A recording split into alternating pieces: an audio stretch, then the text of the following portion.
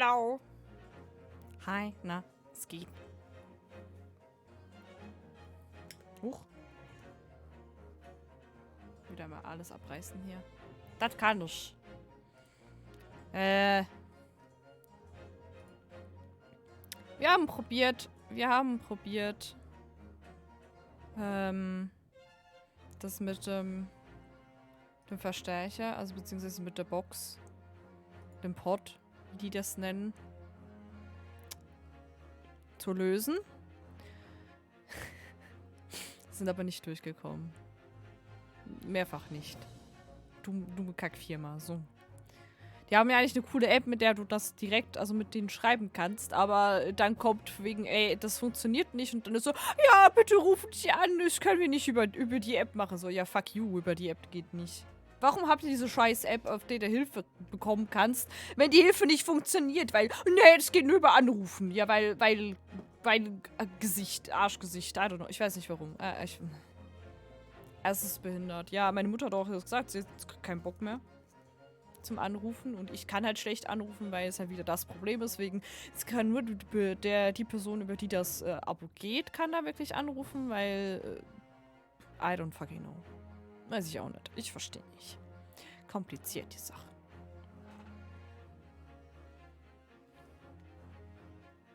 Yeah, so. Ich bin ja dafür, dass wir jetzt Ace Attorney spielen und hoffen, dass mein Internet sich in der letzten 1,5 Stunden beruhigt hat. Und dann let's go.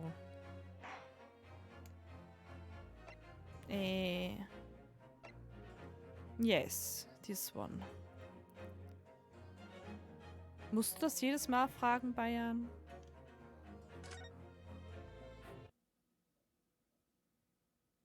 Kommt erstmal ein...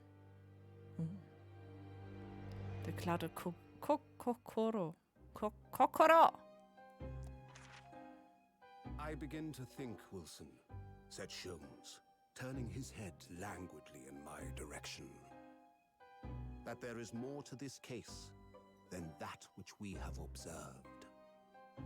Indeed, that there may be another part to this story that we are yet to discover. His eyes wandered, following the steam rising from his cup of herbal tea, leading him to the distant memory of that snowy evening. Da wurde er erstochen. To the young lady collapsed on the pavement along Briar Road, and to the knife in her back. Das ist nicht so gesund. Lit in the soft glow of gas lamps, a most extraordinary scene had been set. And under the cover of a light fog, the curtain had risen silently on the insoluble mystery of our invisible killer. Oh no. Es geht nicht darum, ob ich es bin oder nicht, Bayern. Mich nervt die Frage. Warum ist das wichtig? Like,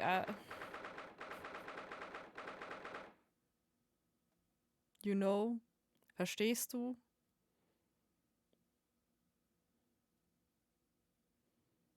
Ja, schon. Kein Bock. Jetzt ist er wieder grün. Ich weiß es nicht. Er kann sich nicht entscheiden. Der Punkt ist, ich habe so ein Problem damit. Ich schmink mich gerne, weil ich Bock drauf habe. Wenn ich Bock drauf habe, mache ich das. Einfach, weil ich Lust habe. Aber es nervt mich so, wenn dann Leute das die ganze Zeit ansprechen müssen. Weil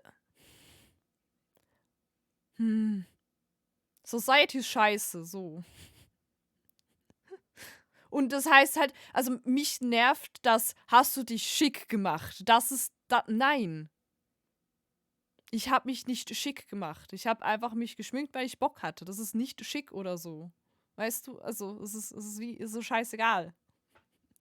I did it because I wanted to, nicht damit ich hübsch aussehe. Das hat nichts mit Schminken, also ganz ehrlich, Schminken hat für mich nichts mit schön aussehen zu tun. Es ist eine Art von, wie man sich ausdrücken will, beziehungsweise wenn man drauf Bock hat, so. Und ich finde es einfach lustig. Mag das gerne. Eigentlich. Eigentlich mache ich es gerne, wenn es nicht so lange dauern würde. So. Keine Musik. 19. Februar. Warte, wann war der letzte Trial? War der gestern? Also ich meine nicht gestern, ich meine Im Spiel gestern. Oder wann war der letzte Trial? Oder war der am 16.? Wie viel Zeit ist vergangen? Ich habe nicht aufgepasst. Das ist gut. Upsi. 19. Februar. Viertel vor, also eigentlich 13 vor 10. In 3 Tagen vor. Ja, schon eben. Ich dachte, das war irgendwie 16 oder so.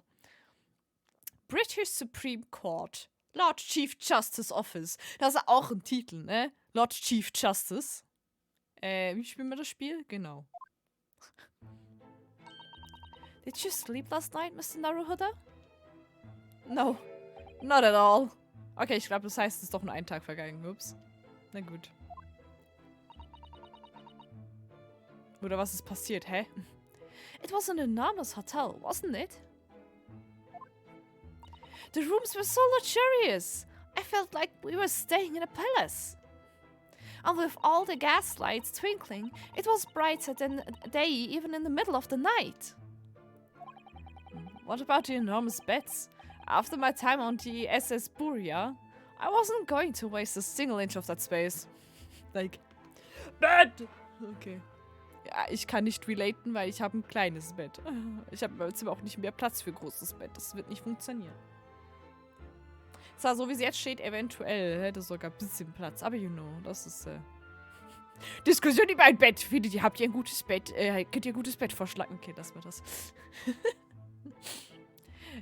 Bett, aber halt größeres Bett würde bedeuten neue Matratze. Matratzen sind teuer. I spent the entire night rolling from one side of the mattress to the other. Achso. Ach, das machst du also, see. Oh yes! It really was the sort of night you can only dream of normally. Warte, ich habe was vergessen im Titel. Welcher Tag ist es? Ich habe den Überblick nicht mehr. Tag 5? Tag 6? Ich will... Hier wäre es nämlich vielleicht gut zu schreiben, dass es Englisch ist. Wie vielter Tag von Ace Attorney ist es? 11. Tag 6. Okay, da war ich gar nicht so oft. Ich weiß, so 5 oder 6 müsste es sein. Okay. Nehmen wir das nur kurz so. Okay, sorry.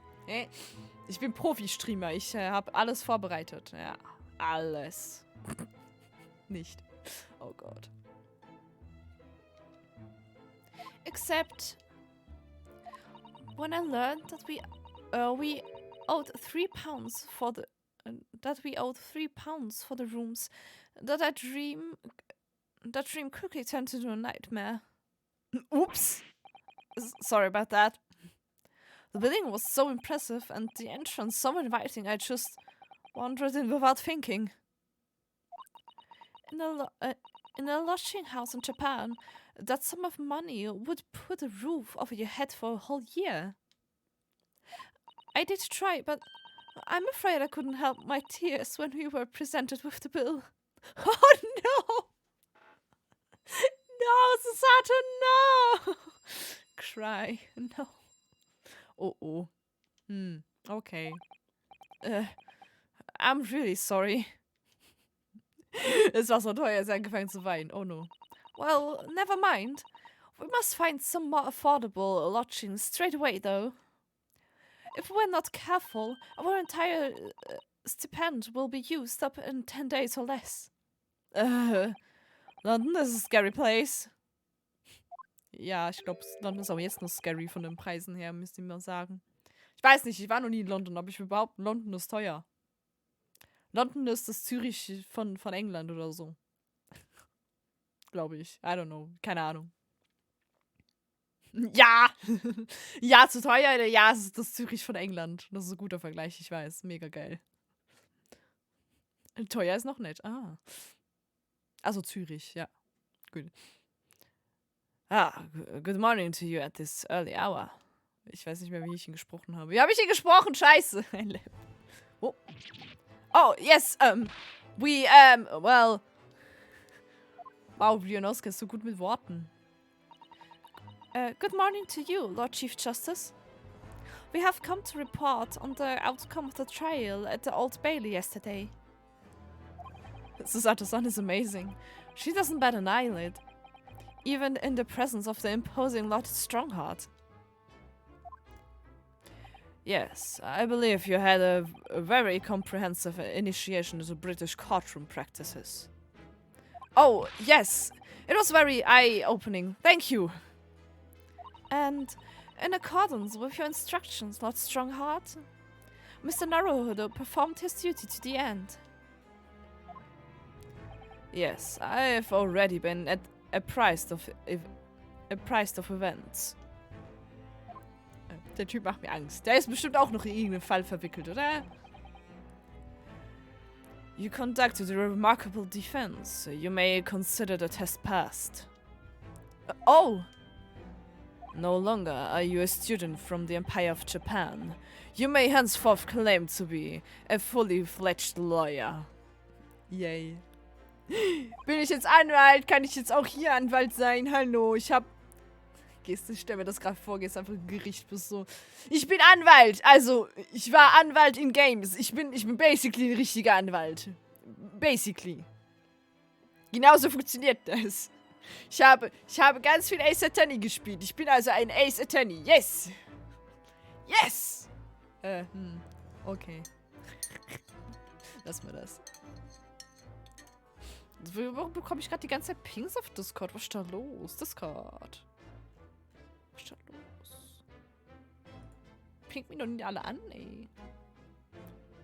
Sehe ich im Augenwinkel.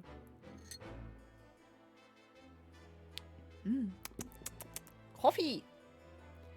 Hui. So. Weg damit! Ja, so geht das. So wird man Anwalt. Easy. My country is delighted to welcome young talent from such a remote eastern land. Oh, okay. Thank you very much. So, I'm a lawyer now.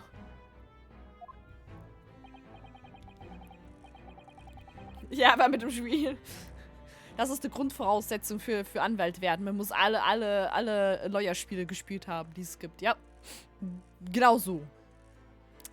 Ich verstehe Gesetze. Okay, maybe not. Nicht so ganz. Now, in view of your new appointment, I have a fresh case in mind for you. I'd like you to take it at once. I trust that won't be a problem. Another case? Already? Nothing trains a lawyer better than practical experience. Yeah, true, I guess. I'm sure I don't sense dissatisfaction, do I? It's just that yesterday's trial ended unusually. I haven't quite come to terms with it. What's to come to terms with? The man was cleared. What more were you hoping for? Die Wahrheit? Maybe? Okay. Ja gut. Wie habe ich den Judge geredet? Ich habe noch keine Ahnung. Hallo Doug. Hallo El Sempo.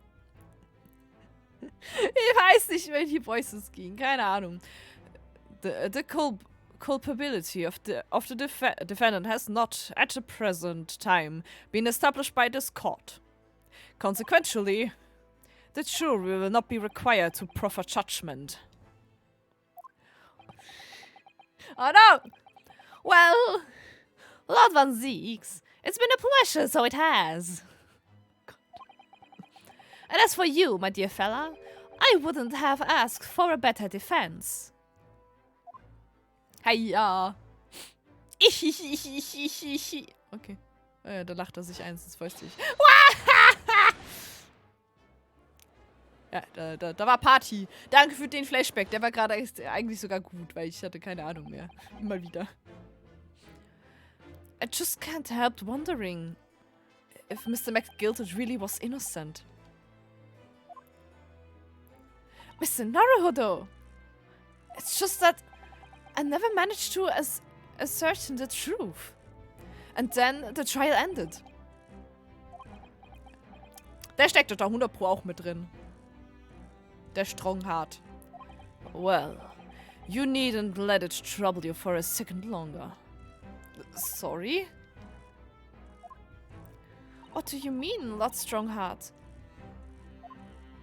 Mit seiner Uhr.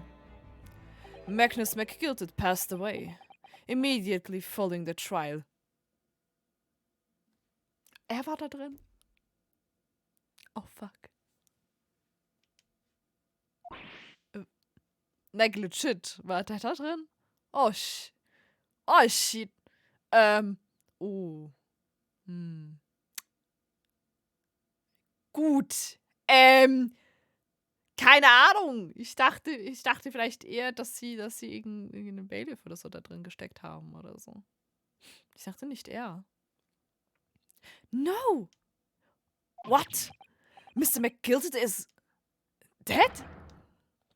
Da fliegen die Vögel. Warum sind da drin Vögel? I have 19 minutes and 41 seconds until my next engagement. Time enough to talk. Okay. Der steckt doch da irgendwie mit drin, nicht? Also ich gehe erstmal. Okay. Ja, Converse. British Court. Ja, aber was da passiert? Hallo? Ich möchte gerne Explanation. I don't understand what happened. How can he be dead? After the trial concluded yesterday, there was a great commotion in the Old Bailey. As you'll presumably recall, an omnibus had been wheeled into the courtroom. Ja, der gefaked wurde, ja? Yes, of course. That was the scene of the crime which McGildet had been accused of. Precisely. Well, while the bailiff's attention was diverted by some other matter, the omnibus went up in flames. Der wohnt im Clock Tower, er ist Dracula.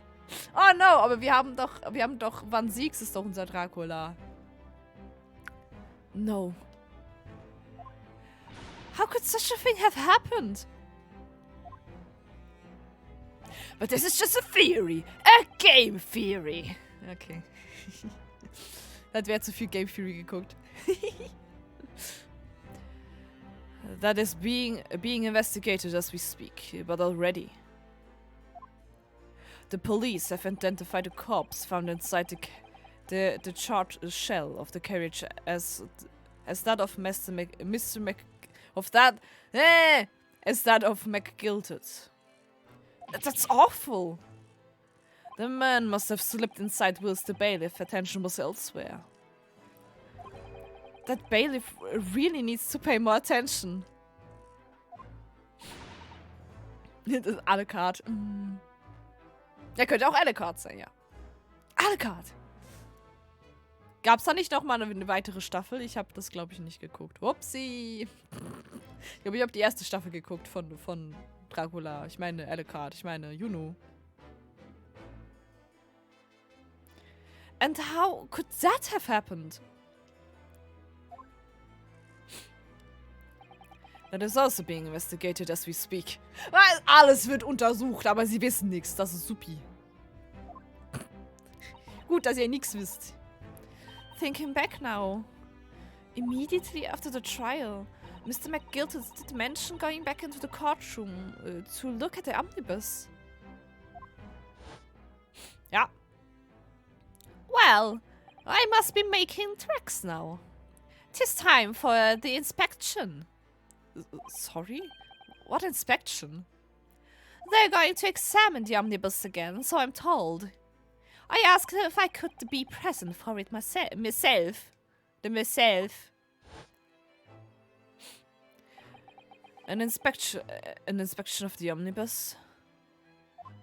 Not to my knowledge. I don't believe Scotland Yard had any intention of re-examining the carriage. Also es war eine Trap. I activate my trap card! Ich verstehe gar nichts von Yu-Gi-Oh! Nicht Yu-Gi-Oh! Nein. Ich verstehe nichts. But then who was Mr. McGilted talking about? Ich bin auf der Gier! Wo ist Dana, wenn man sie braucht? Ja, das könnte halt auch noch sein, ne? Dass er den Tod gefaked hat. Aber wer ist dann sonst verbrannt da drin? I don't know. Okay, wir werden das bestimmt noch rausfinden. Never mind that now. The Yard is making a thorough investigation. This matter is no longer any concern of yours. Leave it to the police. Okay. Poor Mr. McGilted. Das, nice. Was kann ich über British Quad fragen? Was? Da war das. Was hat jetzt Pokémon damit zu tun, was? Okay, Lavados kam. Gut. Immer. Das Geflügel kam. So, how did you find your first taste of our country's Supreme Court? Oh, well, I don't know. I mean, it was... wow! Janosuke ist so gut mit Worten! Nicht. Mr. Naruhodo means that the whole experience was steeped in the solemnity of Great Britain's long history. It's really a world apart from our own judicial system in Japan, which is only a few short decades old. Wow, Susanne has such a way with words. Solltest mal was lernen davon, Janosuke. Wär gut. And you seem to have a way of failing to find the right ones. Ey, jetzt kann sie auch noch Gedanken lesen. Holy shit. The judicial system here is the most advanced in the world. Learn all you can. Er macht mir irgendwie Angst. Ich weiß nicht. Guck mich nicht so böse an, bitte. The most advanced in the world, is it? Dafür ist es ziemlich schlecht, was? It was fortunate that your very first trial was a simple affair. Simple? Einfach? Einfach? Das war ja wohl nicht einfach. Oh, danke. Simple? That was simple? As I believe I mentioned yesterday morning, it was a trial you couldn't lose. I don't mean to be contrary, Lord Strongheart, but the case was anything but simple. Ihr habt dafür keine Ahnung, ne? The circumstances of the case were so incriminating. I was stunned when I first heard them. In fact, I'm still finding it hard to believe that we managed to get a favorable verdict. Warum lacht er mich jetzt aus? Is something funny? No, my apologies. However, the fact is that you did receive the not guilty verdict you set out to achieve. Ja. Okay. Besticht die Leute? Ja, 100 Pro. And that can only be attributed to exceptional talent, wouldn't you agree? Well, I don't know about that. Sei nicht so bescheiden. Ja, habe ich gut gemacht. Well, never mind. You exceeded my expectations, I freely admit. That much at least is an undeniable truth. Which is precisely why I have prepared the new case for you that I mentioned before. What's going on? What was he going to say before? Dinge. So, perfekt. Ich habe eine Marionette, die ich benutzen kann oder so. Keine Ahnung, ich weiß nicht. Would you perhaps give us some more details about the new case you mentioned? Don't tell me it's a murder, and the trial starts in 10 minutes.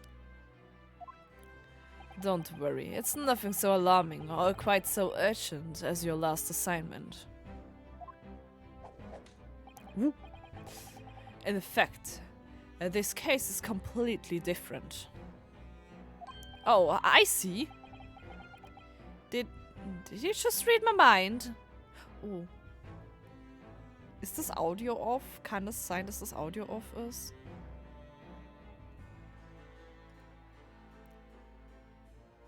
Ich bin mir gerade nicht sicher. Ich habe mal irgendwas umgestellt gehabt. Ich bin mir jetzt nicht sicher, ob das Audio off ist. Ne, okay, das ist wieder zurück. Na doch, das ist off. That shouldn't be off. Ups. Das ist das off. Hoppala! Tut mir sorry. Da habe ich was ausprobiert. Und dafür müsst ihr das Audio ein bisschen verschieben. Aber, you know. Ups. Ja, aber jetzt ist besser. Ich glaube, jetzt soll es passen. I guess. Ja, es ist nur eine Sekunde. Aber es ist off. Also ich meine, für mich ist das Audio so oder so off, weil das Audio ist synkt mit dem Video, also mit der Elgato logischerweise. Das heißt, ich höre es verzögert. Ich sehe vorher, was ich verzögert sehe. Ja, bei dem Spiel fällt es nicht so auf. Mir ist es nur gerade aufgefallen, als er mit dem Stab rumgefuchtelt hat und auf die Hand geklatscht hat, ist mir aufgefallen, dass das nicht stimmt. Und es war eine Sekunde, ist nicht so amazing. Von dem her. Easy. Oh, I see. Did you just read my mind? Anscheinend kann nicht jeder sein Mind lesen. Oder er sagt das auch einfach und vergisst es, dass es also es nicht in seinem Kopf und er sagt es einfach. That is to say, no one has died as yet. Yet? Was? And the trial will not be today. There is plenty of time to research the case thoroughly. Oh, investigation! Das soll alles sein. Laut gedacht, ja genau. 23 hours, 43 minutes and 19 seconds to be precise. Wow, danke schön. Das ist eine gute Teilangabe. So the trial is tomorrow then. Nice. Is everything alright? Oh, yes. I'm just a little confused, that's all. Yesterday's trial was... well... it's left me wondering if I'm really cut out for being a lawyer. Oh, aber das ist doch gut gemacht. Oh, Mr. Naruhodo. I don't know if I could face standing in a courtroom again after McGilted's trial. Ah, yes. I nearly forgot. There is one similarity with yesterday's case. Und das wäre? Once again, there is currently no one to advocate for the defense. Aber es wird dieses Mal den Scholms verteidigen, oder? Oh! If the situation remains unchanged, the trial will start tomorrow with the defendant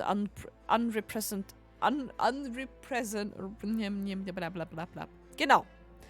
Oh Gott, damit. Betonung von Worten. Er ist nicht repräsentiert. So, fuck Englisch. Mann, ey. And if that happens, I need not remind you of the inevitable outcome. Oh, okay. The most terrible end awaits the defendant. Aber da ist doch gar kein Mörder passiert. Es wird trotzdem umgebracht, wenn man keinen Mörder gemacht hat? What? Yes, that's right. Here we go again. If. Na denn. Was schnipsen die mich alle an, ey?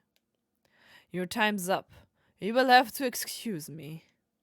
I would advise you to begin making preparations for tomorrow's trial. After all, the clock is ever ticking. Ist ein Zeitreisender? Ah, shit, here we go again. There is now but 23 hours, 26 minutes and 39 seconds until the court sits. Last time he mentioned the 23 hours, he said there was plenty of time. And one more thing, Mr. Naruhodo. There is something I should like to ask you. What's that? Yesterday, you remarked upon something. Was? That you intend to see through the will of your late compatriot, Mr. Sogi. Also, stimmt. Oh no! Wow. Da war ich kurz auf 0. Hallo, ich bin noch da. Hey, Leb. Hab mir irgendeinen Satz nicht gehört oder so? Ich weiß es nicht. Ich hoffe, ich habe alles gehört. Nice Musik.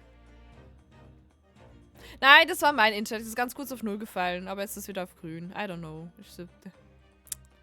Internet ist keck. Ja, du hast auch kurz gelegt. Ja, es war nicht lange, zum Glück. Okay. Never mind. Didn't going. Le Schock. Ich habe noch keinen Schock-Emote. Sadly. Brauche ich noch. I would be interested to hear what exactly you mean by that. Inside 34 seconds. Kazuma always used to say, you see, that he wanted to learn how the greatest justice system in the world worked, so he could change ours in Japan. Now that he's gone, I'd like to work towards that myself, and there's another thing. Oh? Another thing? Continue. On the way there, here, on the steamship, he said something to me. There's something very important that I have to do. Something very important. And what exactly would that be? He never had a chance to tell me. I suppose he would have done if he'd had made a... You're out of time. Well, thank you for an enlightening discussion, Alter. Mr. Naruhodo, what's all this about? Mr. Asogi never once mentioned anything of the sort to me. I urge you both to focus your attention on the matter at hand. Oh! Assistenzspektor! Oh, guck mal, der sieht lustig aus. Hihi. I have taken the liberty of summoning the police inspector in charge of the case. Ich vermisse Gumshoe. Gumshoe war super. He'll be able to apprise you of the details. How long has he been there? Mein normaler Inspektor? Was ist hier los? Oh. So, I wish you the best of luck and bid you farewell. Danke. Okay. Was? Also dieser noch nicht Mordfall. Also noch nicht Mordfall. There's something very important that I have to do. Kazuma-sama, what did you mean? I wish I knew, but honestly, he never told me. Anyway, we had better talk to the detective, don't you think? Yes, you're right. Mr. Detective! Der sieht auch ein bisschen so gelangweilt aus. Und, was muss ich hier sein? Hat er Chips in der Hand? Chips in der Hand! Fish and Chips. So ein richtiger Engländer, also. Ah, sie. I hope I'm just imagining, but I wouldn't say he looks pleased to see us at all. Ja, wirklich Fish and Chips. Examine. Oh, kann ich das ganze Stuff angucken? Aha, Bücher. Vor der Beat hier. Okay.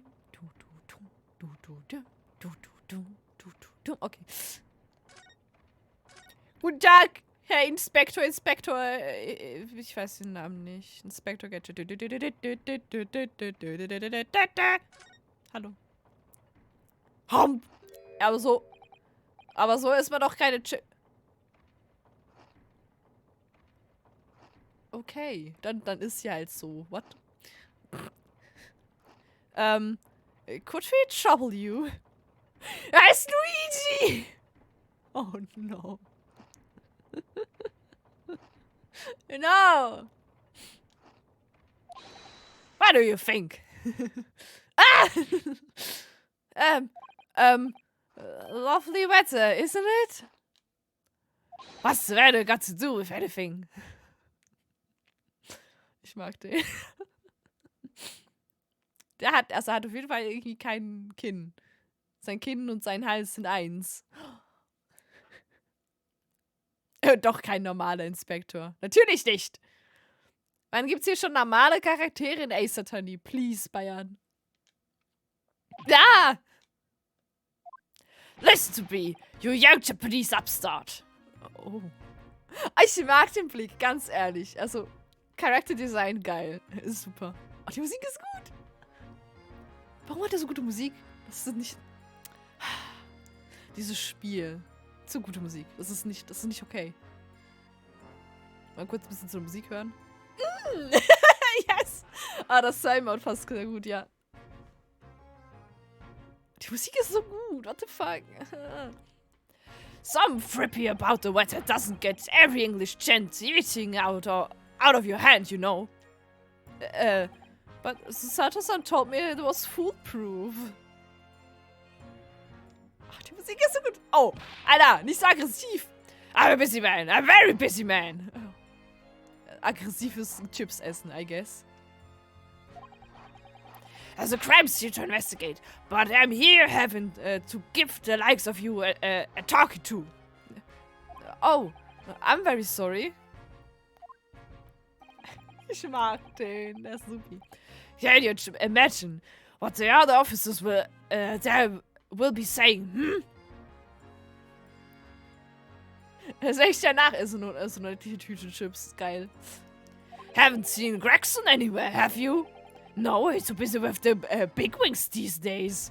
Gregson, nice name.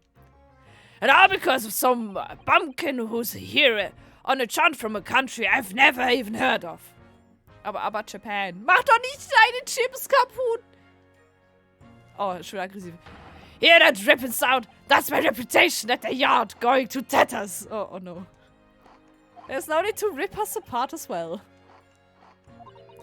I don't believe we've been introduced. This is Mr. Ryunosuke Naruhodo, a defense lawyer.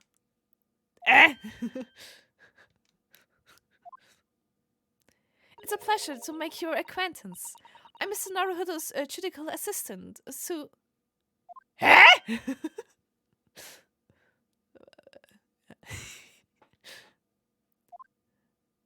It's lovely weather we're having today, isn't it? Susato.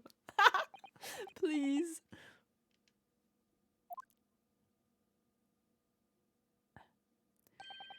It is unreasonably fine, I grant you. London winters don't see a lot of sunshine. Unbelievable! How did she pull that off? Die Musik schon wieder gut. Oh Mann. So, that Stronghead has asked me to fill you in on the case. Danke. Ich mag ihn. Ach nee, Bayer, jetzt muss ich mir vorstellen, so kalte Potato Wedges. Ach nee. Das, no.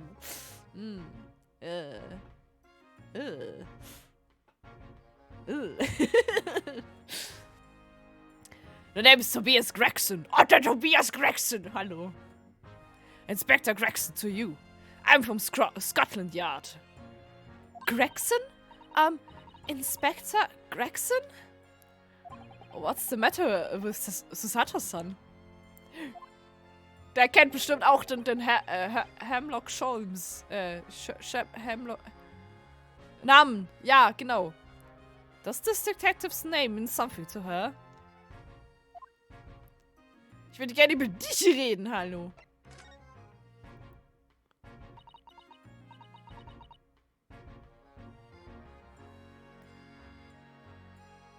Mit in Essig eingelegte Eier und saure Gurken. Das verstehe ich jetzt nicht, warum das eklig wäre. Ich meinte einfach nur die so kalte Potato Wedges. Das ist doch blach. Das ist wie kalte Pommes. Das kannst du nicht essen. Das ist blach. Also mit Essig eingelegte Eier hatte ich, glaube ich, noch nie. Saure Gurken sind voll geil. Da gibt es ja zwei Unterschiede. Gibt's Cornichon. Das sind die kleinen Gürkchen. Ich mag aber lieber eigentlich die Gewürzgurken. Gewürzgurken sind geil. Ich mag Gewürzgurken. Ich hab die zwar meistens nur, wenn wir irgendwie Fondue machen. Also wenn wir Fondue Chinoise machen. Aber you know, ist nice. Inspector, are you perhaps the Inspector Gregson?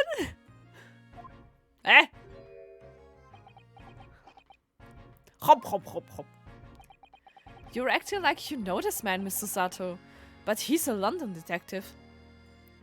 Oh, I do know him. Very well, in fact. Very well? Yes, he features prominently in the adventures of Sherlock Holmes. Oh, and that publication. What's it called again? Ranst magazine?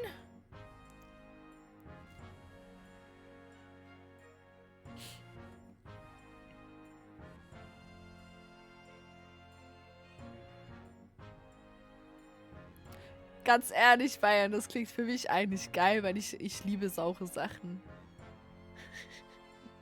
This sounds nice, actually. Oh no. Was? Jetzt mache ich Hunger. Ich muss, glaube ich, immer irgendwann eine kurze Pause für Essen oder so. Keine Ahnung. Wir sind jetzt vorher nicht dazu gekommen, weil wir das mit dem Internetzeug haben probiert zu lösen, was nicht geklappt hat, weil Kackanbieter und so. You know, yeah. That's right. Inspector Gregson and Mr. Sholmes enjoy a wonderful friendly rivalry. Ich bezweifle das irgendwie. Really? You rival the great Mr. Sholmes? That's incredible. Well, I don't know about that. Oh, he's so bescheiden. Mr. Sholmes isn't a professional like me, of course, but he does come up with the goods from time to time. Mr. Sholmes is equally complimentary about you, Inspector, isn't he? You've earned his highest praise. Gregson is the pick of a bad lot at the Scotland Yarders. Those were his own words. That's his highest praise. Well, Mr. Sholmes isn't particularly known for giving compliments, you see. That he is not.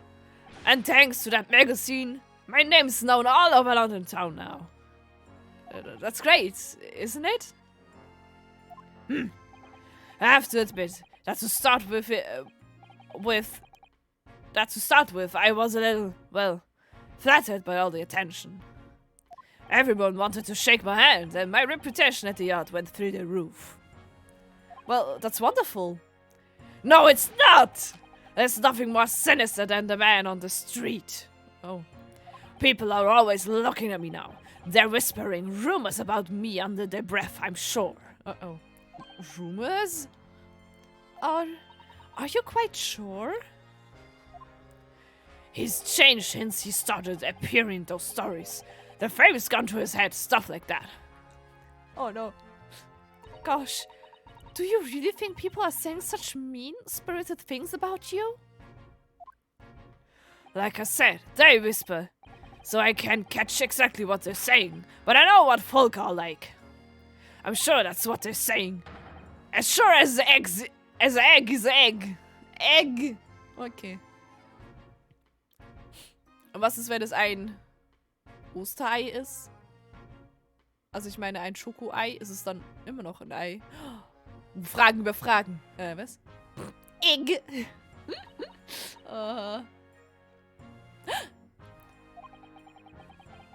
I get the feeling this detective could be very hard work. Probably. Oh dear. Perhaps the sudden rise to fame does change people. About the case. Wir sind ja hier für einen Grund. About the case that the Lord Chief Justice mentioned before. Nothing to tell, really. Ich mag den Typ, ich finde super. So gut.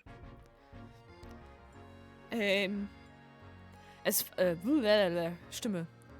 As far as we're concerned at the yard, it couldn't be simpler.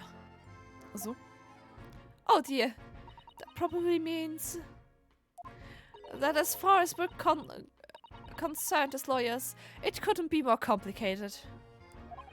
I wish you were wrong about that, but I have a nasty feeling you're right.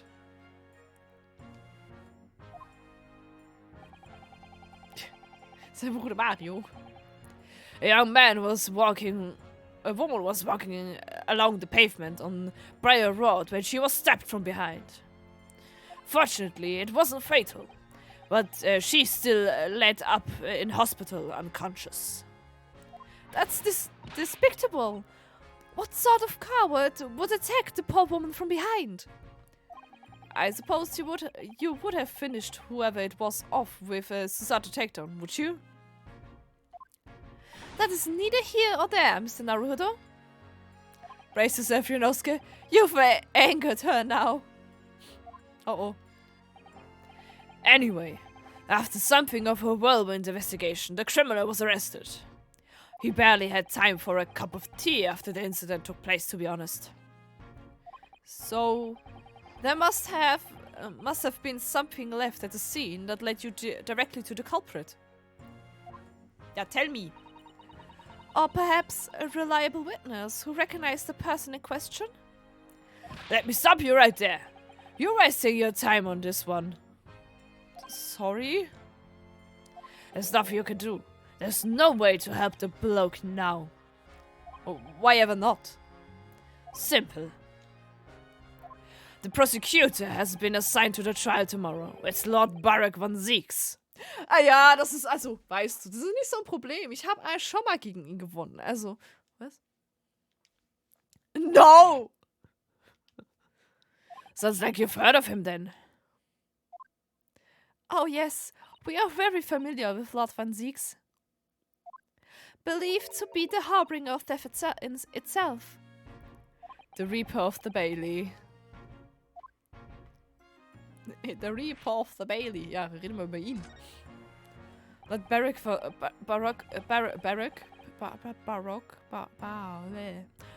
von Zieks. So we faced in court only yesterday. Who we faced. Danke. Lesen kann ich. Mr. McGilder told us about him before the trial, didn't he? Flashback. Hi. Wer sagt das jetzt, war das theoretisch, ich lese es einfach in meiner Stimme, whatever. When von Zieks stand for the prosecution, they'll call the accused his sacrificial lambs. And in every single trial in which he's been the prosecutor, the accused has been damned. This Reaper of the Bailey nickname. I suppose he earned that because every defendant he advocates against is found guilty, is that it?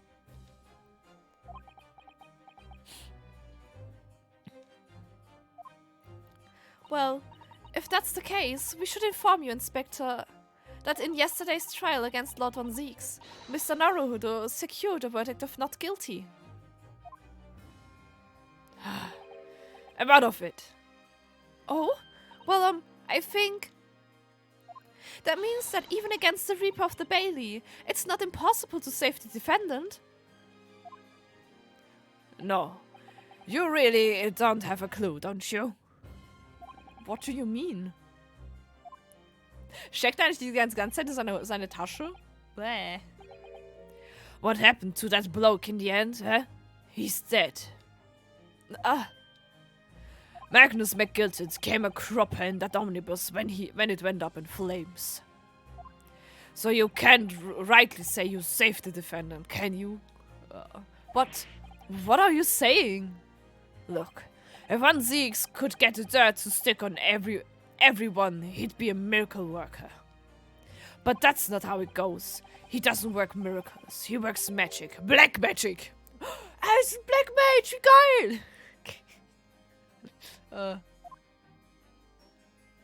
Fish and Chips mit Fusseln. Yeah! Oh Gott. I have a good long think about that if I were you. Are we really supposed to believe that?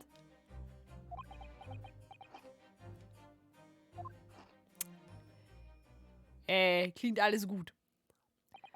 Right, well, I filled you in as requested. I'm very nearly out of chips.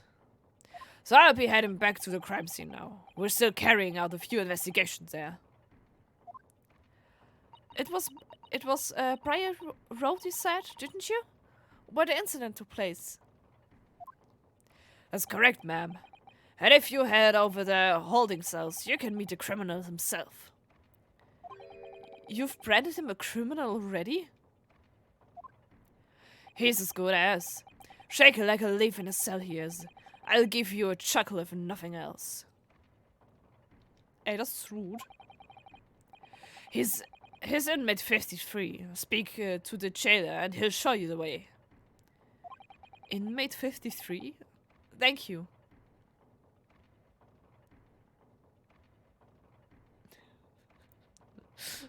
I'm here to eat chips and kick some ass. I'm all out of chips. Oh. Das ist gut. So weil es halt keine Donuts gibt, gibt's halt Fish and Chips. Mm. Also Chips, zumindest. So there's no helping anyone against the Reaper of the Bailey, they say. Is something troubling you, Mr. Naruhodo? Ich mag das Emote, das ist super.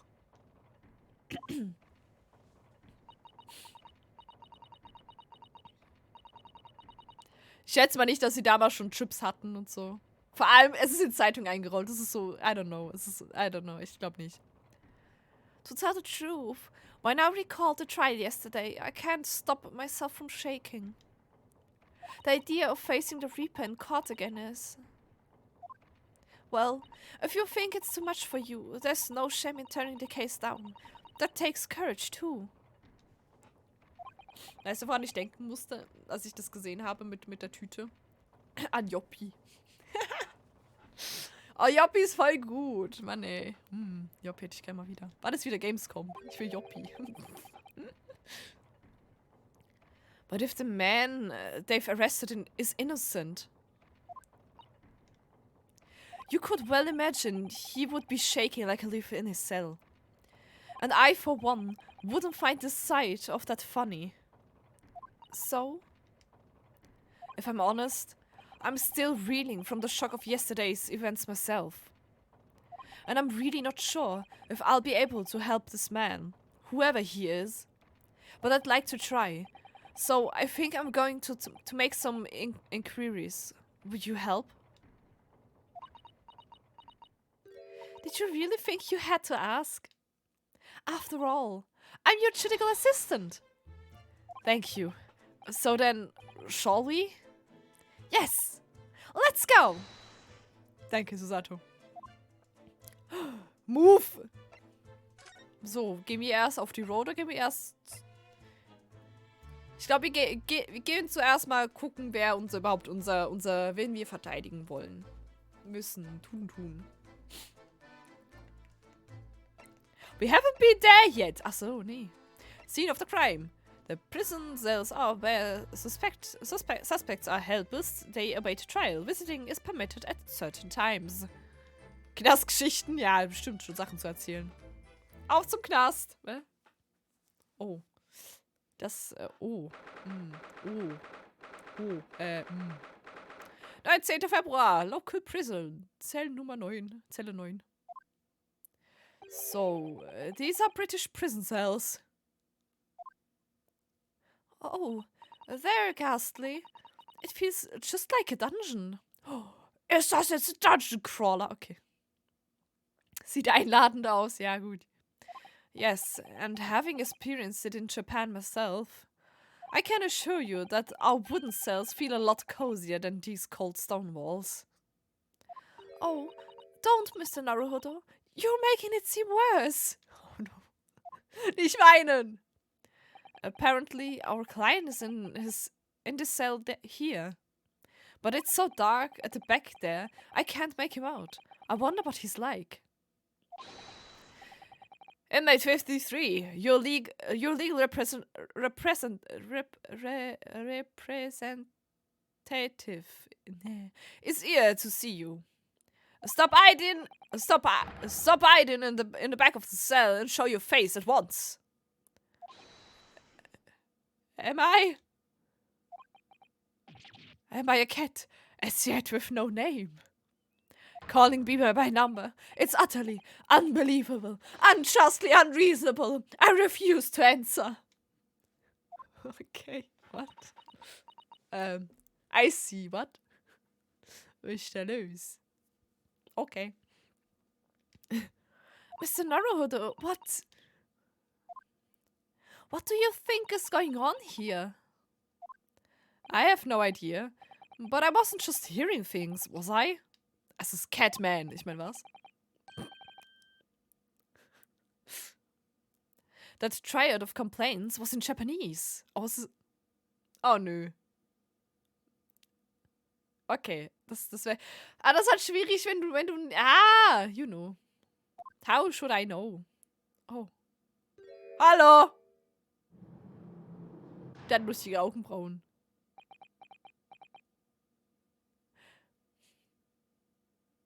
Hallo! Excuse me, who... Shh, quiet! Geht's dir gut? Hallo? Seine Augenbrauen sind herrlich. Das nervöse Augenzucken. They're all around hiding. I know they are. They're watching, listening, even now. I can sense it. Das ist jetzt Mario. Nein. Nur weil er einen Schnauzer hat, ist er nicht Mario. Right. So. Would I... There you are! You've come to curse me, haven't you? Don't try to hide it. You're a ghost! A ghost? Was ist da los? Ich glaub, dem Typen geht's nicht so gut. Was macht er?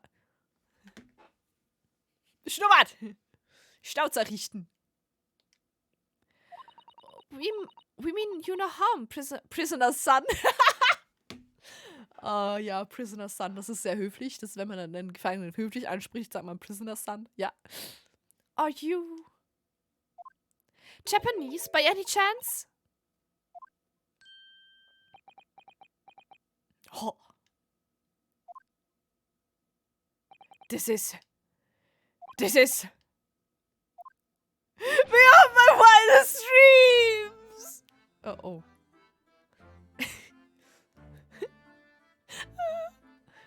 Guter Musikchange. Forgive me for that outburst before. I'm so sorry. Oh, it's fine. We were just a little surprised, that's all. Oh. Imagine it! It's been 12 long months since I left my hometown, and here I am, in a frightful fix, in a foreign land. Die Augen. Die Augen sind absolut peak. Oh no. So hearing the sweet, sentimental tones of a compatriot voice, here in this damp, dark hellhole was a most momentary moving moment. Oh Gott. Ja, er ist Japaner, 100%.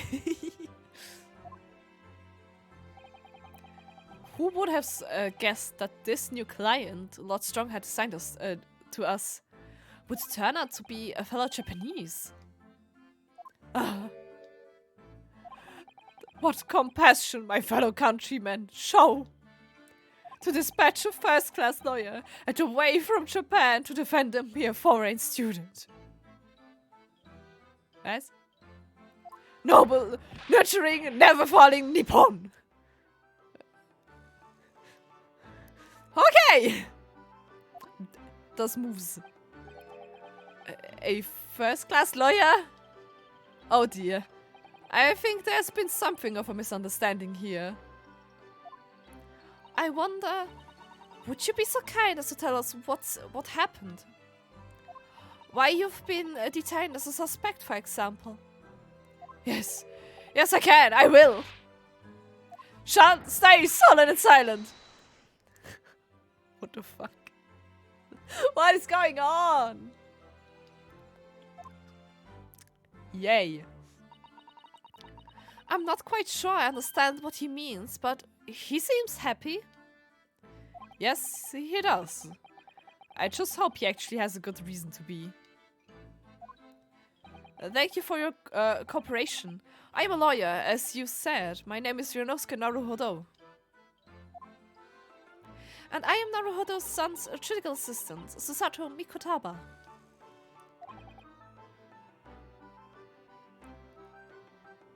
I am a visiting student sent here by our government. Nobly notorious named Natsume. Notoriously named Natsume. Soseki Natsume. Was macht er mit Lippen? Okay. Ah, Peak Game. Peak. Dann gehen wir erstmal. Okay, nee, wir reden mit ihm natürlich. Soseki Natsume. Ne, okay. Soseki Natsume-san? What an unusual name. Call me Soseki, please. I'm a poet, you see. A writer of haiku. Ach so. Okay, macht Haikus, I see. It's something of a nom de plume. Nee, da französische Worte reinpacken, versteh ich doch nix. Nom de plume. A nom de plume? You mean an alias? That's right, Naruto-san. No!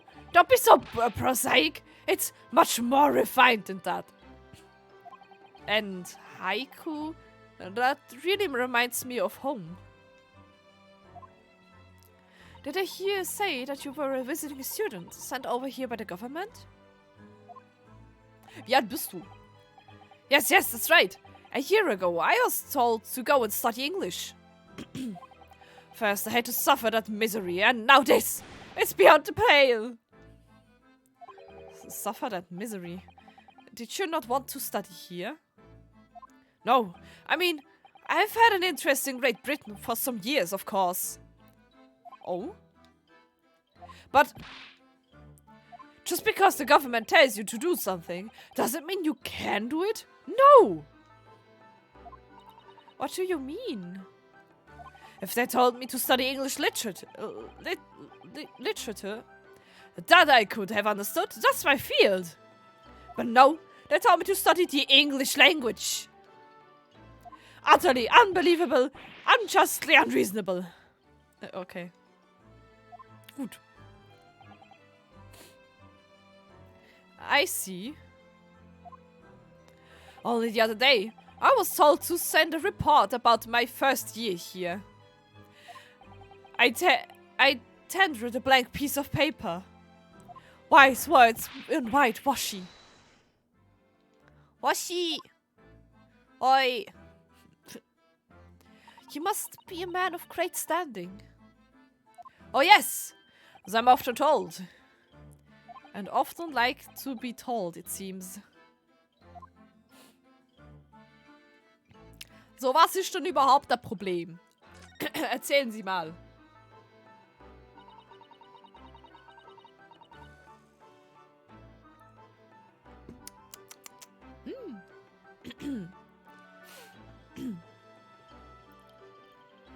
Could you perhaps tell us exactly why you've been arrested, Soseki-san?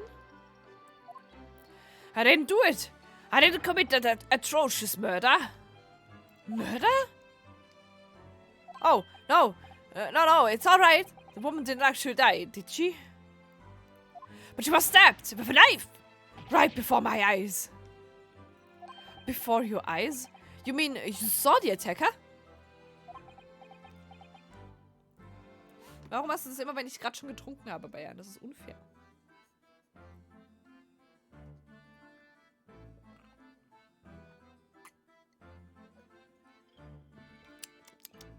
Hopp.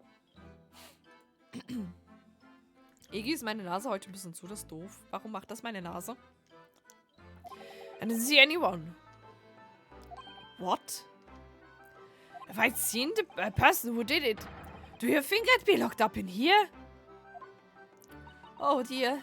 It seems this case is becoming rather complicated.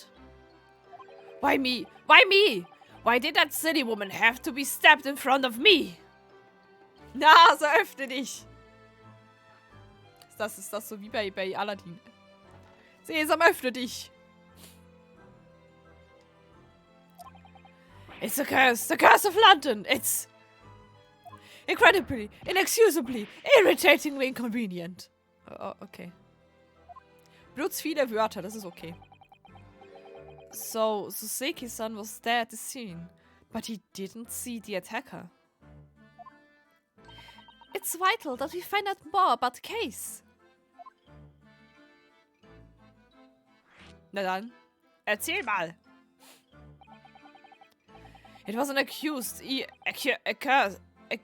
cursed evening, just after the snow had started to clear and heavy with fog.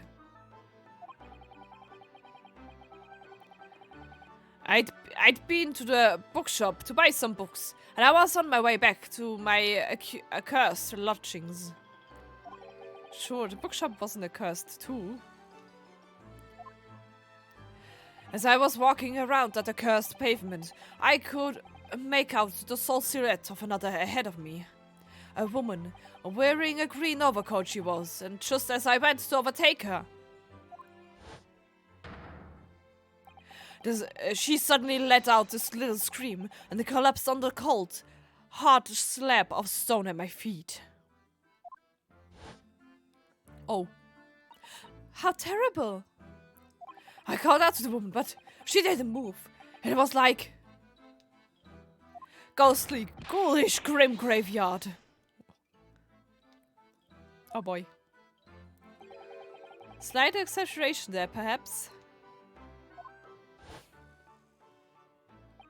That's a woman. I was terrified. I had to get away from there. So I ran as fast as my legs could carry me back to my accursed lodgings. That's not good. They'll say it was shameful, I know, to run away like that. Tell me, Saseki-san, was the victim an acquaintance of yours? Don't be ridiculous. Do you think I know any of these fair-haired English? And a young woman at that. I'm different, shy, timid, unsure. I can talk to people. I see. A young woman, unknown to Soseki-san. And at the time it happened? Who else did you see nearby? Did anyone pass you? Regrettably, apart from myself and the woman, I didn't see a soul. No one? Oh, great. So the victim was unknown to you, and there was nobody else on the street at the time. That creates something of a conundrum, doesn't it? What's conundrum? Also eigentlich die Frage ist, wer hat dann ihn gesehen, so, you know. What do you mean, Susato-san? What's the conundrum? Well, if what Soseki-san has just told us is true, there's something I can't explain. He says that he didn't know the victim, and that there was no one else at the scene. Then, he apparently fled without having been seen. I did! But, if that's the case, surely this man has to be the culprit. Ah, you! What did you just say? Nothing. I didn't say anything. Oops. Perhaps I thought that a little loudly. Actually, that's not what was troubling me. What I was thinking was, how did Saseki-san actually come to be arrested? Sorry? He didn't touch the victim, and there was nobody at the scene to see him. So how did the police ever discover that he was there in the first place? Oh yes, she's right. It was him! The accursed great detective! He led the police to me! Yay! Es ist ein Fall mit Scholms. Yay. Of all the bad luck. Accursed great detective? Could it be? I should never forget that man's name as long as I live. With his haughty laugh and his self-proclaimed greatness. Brash, big-headed pussy. Warte, ich habe nicht lesen können. Brash, big-headed, busybody begone, okay. May you be cursed until the end of your days. Herlock Scholms. Nein, heißt nicht Herlock, oh Gott. Die moves. You've got them moves like Jagger. He got them moves like Jagger. He got them moves like Jagger. I knew it. Oh no. Mr. Sholmes? Yay. Mr. Sholmes. Well, I didn't expect to hear that name from this man's lips, that's for sure. It was the morning after that nightmare had unfolded on the pavement before me. I was gnawing on a sliver of hard cheese when some men suddenly burst in through the door. They started shouting at me. This is the police! Put the weapon down! Yes, it was a thin sliver, and yes, it was hard, but I wasn't eating a weapon! Ja, da steht Herr Lock, weil die Leute immer denken, er heißt Herr Lock. Er ist ein Deutscher und heißt Herr Lock. No, Herr Lock. Ich finde das super.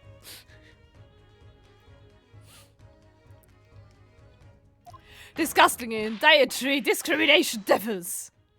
Oh, okay. You clearly had a trying morning yesterday. And there he was, in the middle of all the policemen, grinning like a Cheshire cat. That Sherlock Sholmes. It's actually just Sherlock Sholmes. He's English. I've since found out that he's a famous name in detection here in London.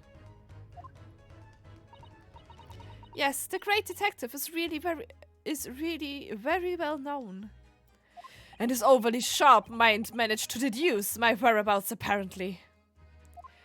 He thinks I'm the knife-wielding madman. Me, this weak, stooped kitten of a man. I wonder what great deduction process led him to his conclusion this time. Do you mean to say that Mr. Sholmes' deduction was the only reason the police arrested you? That would be really most unreasonable. Well, the thing is, I was thrown into a panic when they botched their way in. Of course you were. It's only natural. I was terrified and trembling, and they kept throwing questions after questions at me in impossible English. Fiendish foreign flimflammery. Flimflammery? Was? Das klingt sehr lustig. Well, we are in England. You can't really blame them for questioning you in English. Good point, good point. But my mind went blank. I knew I had to answer, but I didn't know what to say. So I just kept repeating things like, yes, I do, and I'm fine. The next thing I knew, I was in Manacles. And before I knew it, I was thrown in here. Yeah. Oh dear. I'm afraid that's hardly surprising. I'm fine. He's not fine now. Das lief ja alle zupi. Mr. Naruto Esquire. Esquire. Oh, you can just call me Naruto. And when we're speaking English, a simple Mister is more than enough. Oh, yes. All right. Yes, they've really got to me. This country is poisoning my mind. But please, I beg you to defend me in court tomorrow. You can tell them what really happened. You'll do it, won't you? Well, Why? Why is it so hard to say yes to me? Well, the thing is, I'm just a student like yourself, on a study tour. A student? Nein. Oh. I have defended a case in the Old Bailey. Only the one, though. But at this moment in time, I really don't know what I'm supposed to believe in.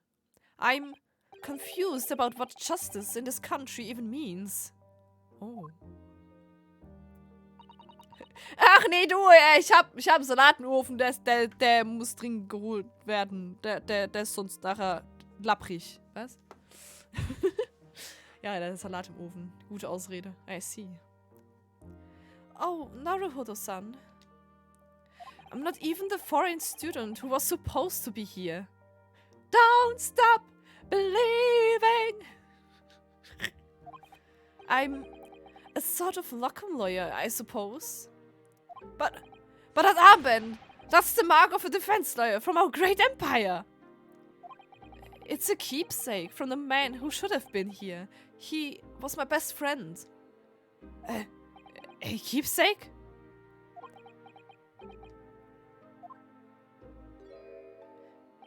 I know exactly what they're saying about me.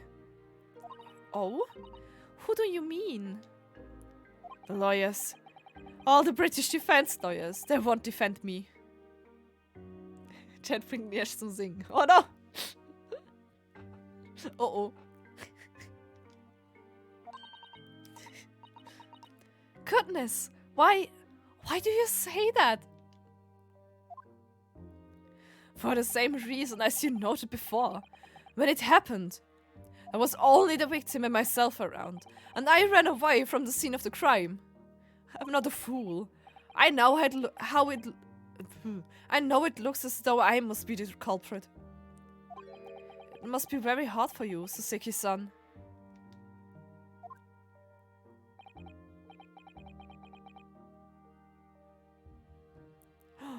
Ja, einfach einen Drink in die Hand geben. So, bitteschön. Shaker. Geschüttelt, nicht gerührt.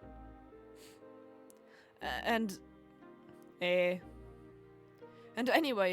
I'm a student from overseas. I'm just a foreign nobody to them. Someone to be not to be trusted. I heard them openly laughing about me before. In my earshot, without any compunction at all. Any trial for this man would be a waste of time, they said. And, of course the foreigner did it. Oh, das ist rude. Holy shit. They even had the gals to say, the man doesn't understand half of what's being said anyway. That's awful. They're wrong. I've studied more English than half of the policemen out there on the streets. I've traveled halfway around the world to learn about these people's country and its great history. But no one here wants to listen to a man with a strange accent. They all hate me. Oh, that makes me sad. So, at the very least, I'd like to entrust my fate to someone who can listen to me in my native tongue. Oh, das ist irgendwie... Holy shit, das nehme ich gerade hier mit. I don't know. I feel. Oh, so sad. You could do it, couldn't you? When I look into your eyes, I can see it. I can see what you've been through. Soseki-san, it's just that.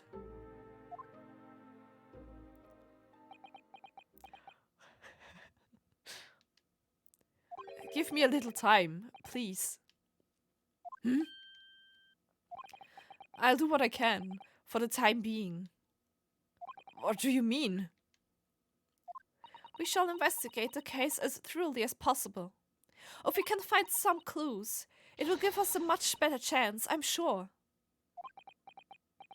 Oh, yes, thank you. I'll be here, all alone, waiting for you. Locum student, Mr. Naruhodo Esquire. Oh, God. We should be going then, Naruhodo-san. We have a case to prepare for. Goodbye! So, lassen wir den da rotten und so, was? Ja, dann gehen wir mal auf die Crime Scene. The Crime Scene.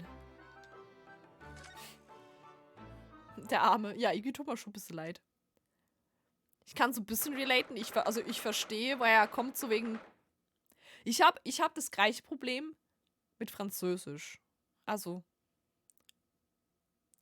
Ich habe nicht, wenn jemand mich auf Französisch anspricht, ich verstehe meistens so kontextmäßig, was die Person gesagt hat. Aber mein Kopf zieht einfach ein Blank und ich kann keine Antwort geben. Ich bin so scheiße, wie antworte ich auf das? Mein Mind ist einfach so, hä?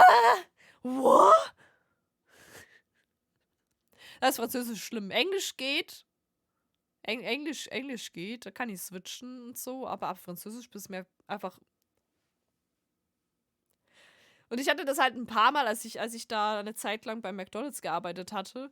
Das ist halt da, dort, wo ich im McDonald's gearbeitet habe, ist in der Nähe ein Militärdienstpunkt, Stützpunkt. Und da die Leute, die halt da Militärdienst haben, kommen zum Teil halt auch aus dem französisch sprechenden Bereich aus der Schweiz. Das heißt, ja, die sind dann zum Teil am Mittag gekommen und du bist einfach so, oh, der redet Französisch. Ich bin so, scheiße, Alter. Was noch schlimmer war als Französisch, weil Französisch habe ich ja wenigstens verstanden. Ich habe keine Antwort geben können. Aber einmal hatte ich Leute da, die haben Italienisch geredet. Und da war von mir völlig vorbei. Ich war so, scheiße. Italienisch? Also jetzt ist es schon. Da war es vorbei.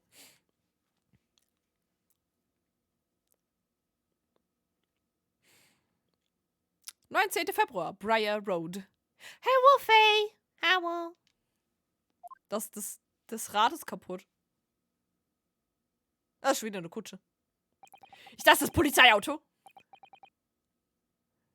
Können Sie nicht einfach Englisch sprechen? Also lustigerweise, theoretisch, ja, könnten Sie. Sie machen es nicht, weil ich bin in Frankreich und die Frankreicherin nicht Französisch. Das ist die Einstellung der meisten Franzosen, leider. Kann ich nicht rufen, ja. Das nächste Mal. So, this is where it happened. Briar Road. Ah, look, Mr. Naruhodo. Is this a crime scene? Look at that regulation metal helmet. It's unmistakable.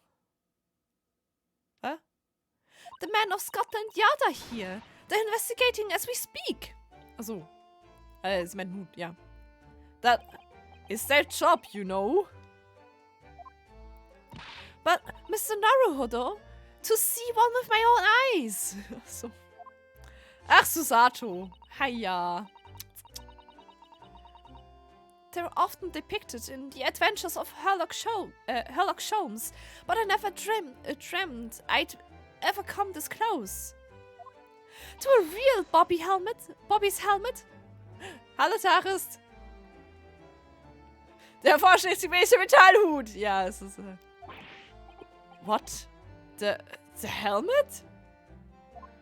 Hehe, of course. I have to try one on one day. Good, Susato, I guess. Well, I hope your Hattie dream comes true. Hiya.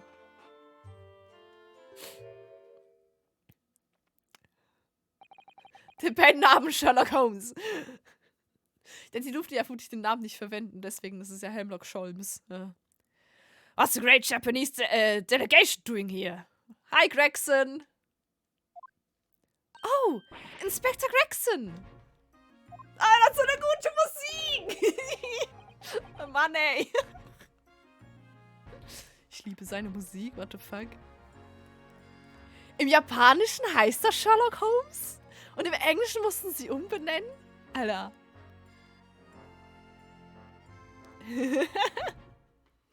Ah, das ist eine gute Musik. This isn't on the tourist trail, as I'm fairly sure you're well aware. Yes, of course. We're here to investigate. So, you've been to the holding cells then? What you make out of the criminal?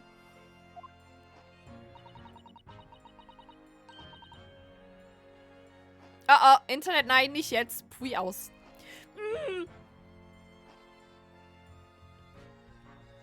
Ah. Ja, wohnt ja im Englischen dann. Ja, die Fish and Chips sind supi, geil. He's not a criminal. As you put it, Inspector, he's a suspect. Red Hot Chili Peppers? No way, no. God damn it. Taris macht das Internet kaputt. Böse Taris, nicht kaputt machen. Wie gesagt, die Chips sind der Ersatz für einen Donut. Das ist so der Approach, glaube ich. We'll see about that. You Japanese like to stick together, I suppose. Ja, gut. Steck die doch nicht wieder in deine Tasche rein. Okay. Well, do what you will. It doesn't bother me. The blokes in court tomorrow never happens. And the verdict's a foregone conclusion. The stone-cold air of rejection. Take heart. London at this time of year is full of stone-cold air. That makes it worse somehow. Okay, darf ich denn gucken? Über was könnte ich denn hier reden? Über Scotland Yard und so. Ich gehe erstmal gucken.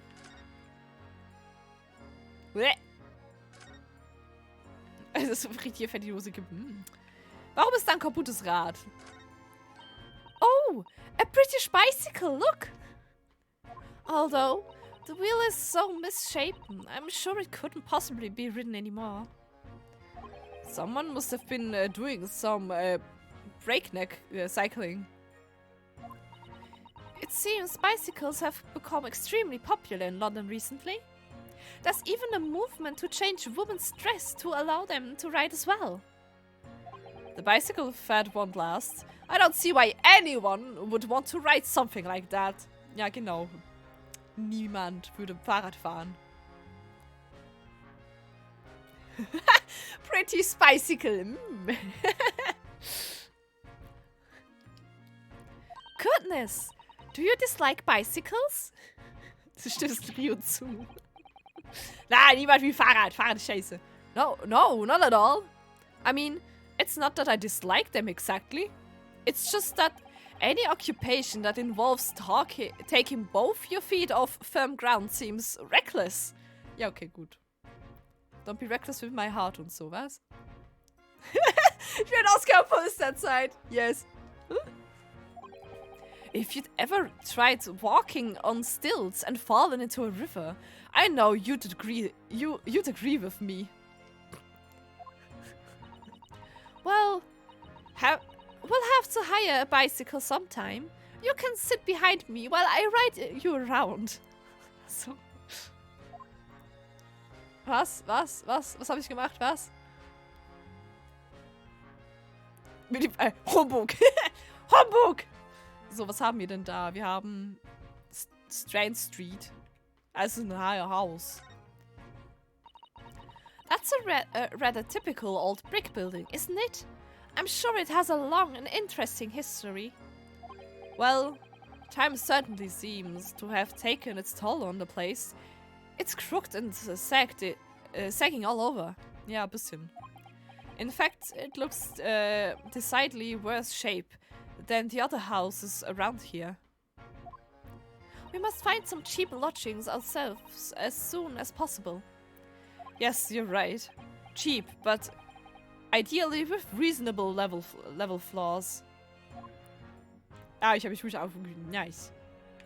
Ein Haus. Kann ich den Busch angucken? Ja, Busch angucken. Achso, jetzt bist du reckless with my heart. Achso. Sorry. Sorry, not sorry. Oh, look at the windows of that building there. Die sind ja zugemauert. Das ist mir gar nicht aufgefallen. Warum? Are you sure they're windows? Strand Street's back. Alright. Yes, but they're all filled with bricks. Oh nein, wie schlimm. Oh, you're right. I wonder why. Perhaps it's an empty property when nobody lives at the moment. Aber warum würde man das zumauern? There's smoke coming from the chimney, though. Oh dear, everything still feels very foreign. There's so much we have to learn about this place. Also, ich würde sagen, das ist eigentlich nicht zulässig, ne? Aber you know. Wird da was gebaut?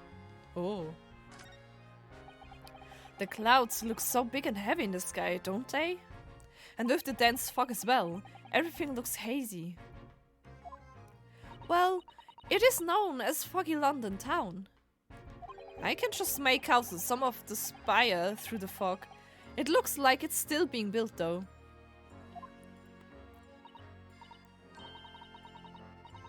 Ist da eine Fassade? Oh no. Aha! Yes!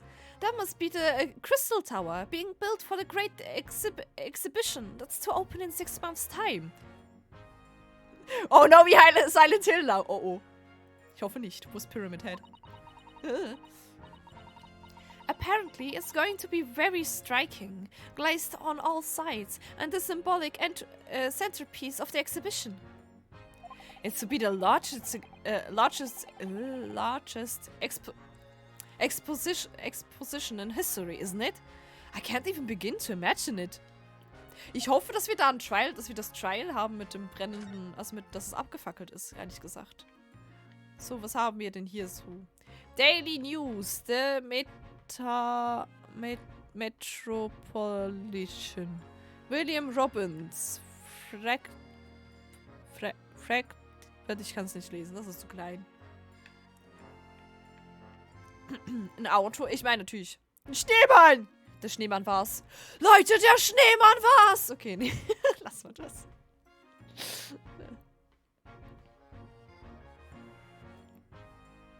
Das ist das größte Crossover ever. Ich meine natürlich das Polizeiauto. Polizeiwagen. Polizeikutsche.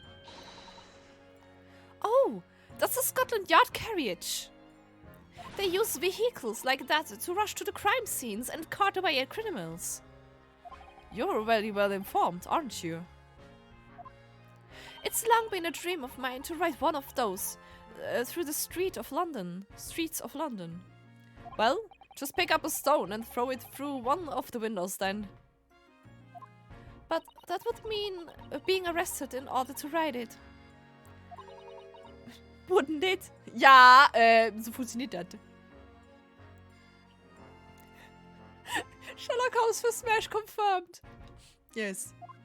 Still, if it's the only way, help me find a good stone. Oh, no. I wasn't serious. Susato, please. Kann ich sonst noch irgendwas? Also wir haben da Typen. Wir gehen mal den Schneemann erst angucken. What a delightful snowman! I didn't realize the English had a tradition of making snowmen as well. It looks a little creepy though. As the Sato says. Oh, it has a scarf. Look. You'd need one You'd need one of. Ah, this is if. Oh my god. Sasato. No. You need one if you were out in this freezing cold all the time. I wish I had one. I'm afraid our budget is somewhat frozen at the moment, too. We clearly can't afford a scarf. Surely the snowman here wouldn't miss his. If couldn't, no. But the person who made the snowman certainly would.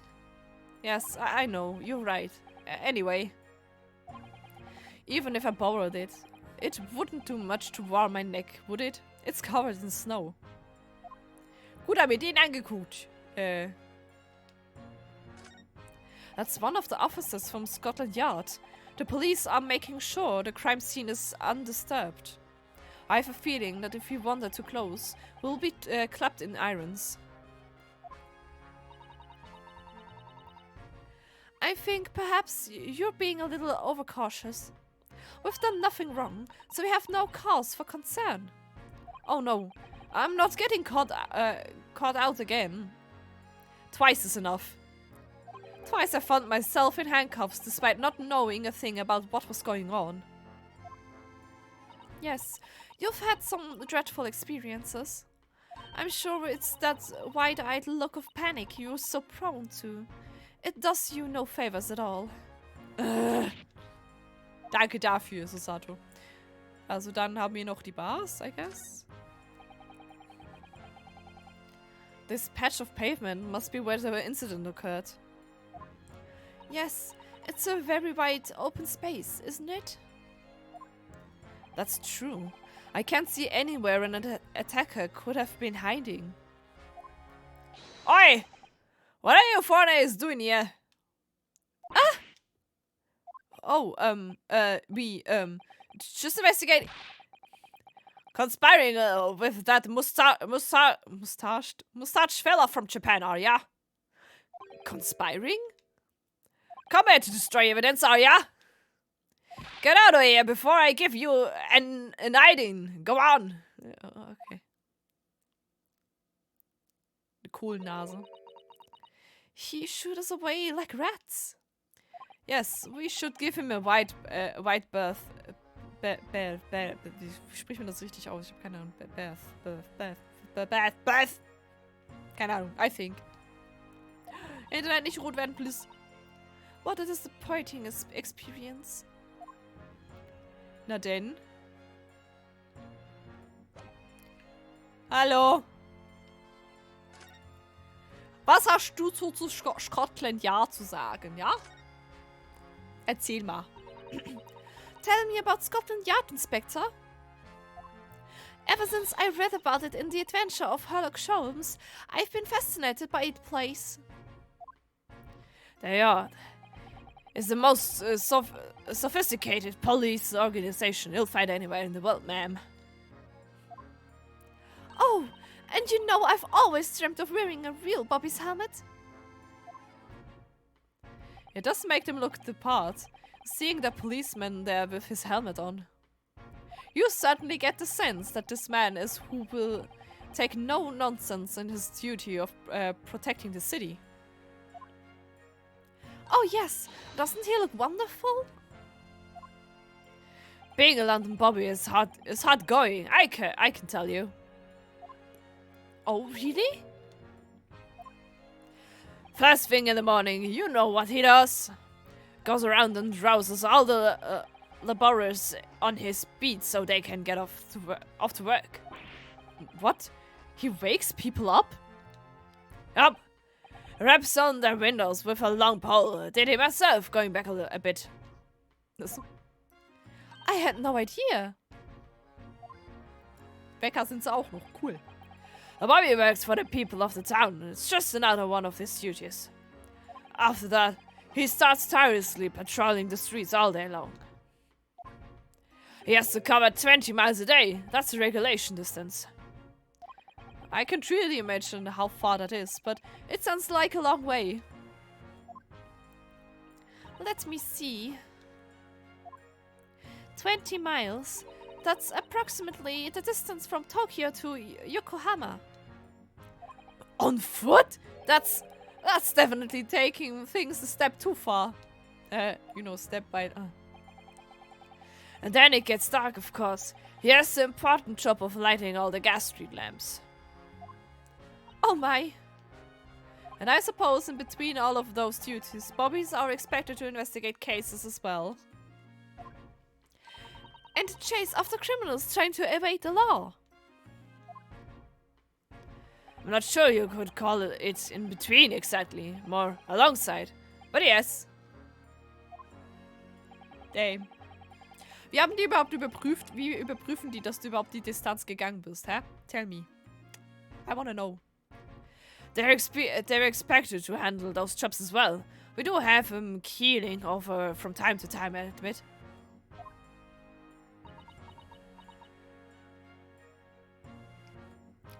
I'd always dreamt of wearing one of those helmets, as I said.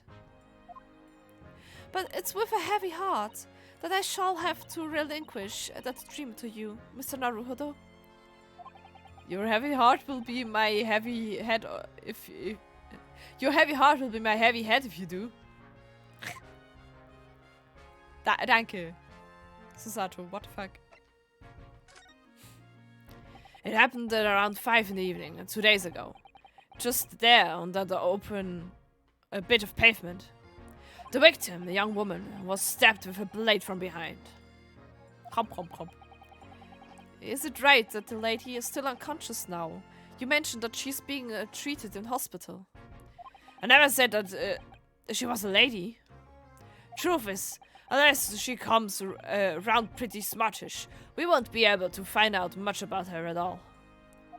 I suppose that means they haven't been able to take a statement from her, of course. Nein, schafft das doch nicht wieder da rein. Okay. Here's a map of the local area. I happen to have on me. You can take it if you want. Really? Are you sure? It's your policy to give lawyers defending suspects the odd bit of a mission to go on. I haven't actually accepted the job yet, but still. Thank you, Inspector. We gratefully accept. The local map has been added to the court record. Thank you. Anyway, as far as we know, there was no one else on the scene other than the victim and your fellow countrymen. So, who did it, do you think? Not much of a head scratcher, is it? Well, I know Mr. Natsume is also claiming to not to have seen anyone else around, but just because he didn't see anyone, it doesn't mean we can be sure that nobody else was present. I'm sorry I have to tell you, but we most certainly can be sure. How? Because, ma'am, the precise moment of the stabbing didn't go unnoticed. What? We have two very reliable witnesses, no less. Ah! It was a typical foggy London day, and your client obviously didn't see them. There were witnesses now? Oh no. Hiya.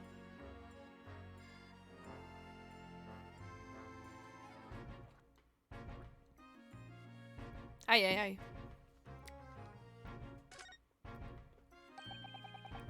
Who are these witnesses, Inspector? A fellow and his wife, and the man of one of the most reliable and respected citizens in all of London. Immer diese Mittwoche. Schlimm. He's a copper from Scotland Yard. Oh. Oh, das macht's.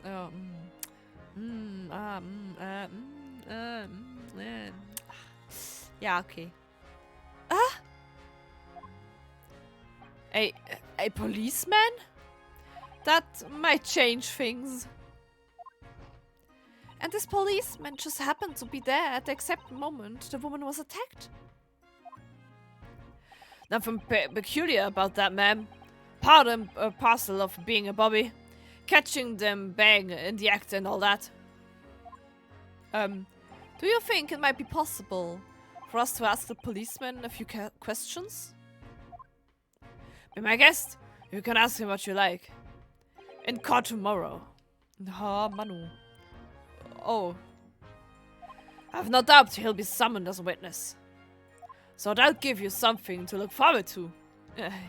That's that then. He's got no intention of letting us meet him beforehand, it seems.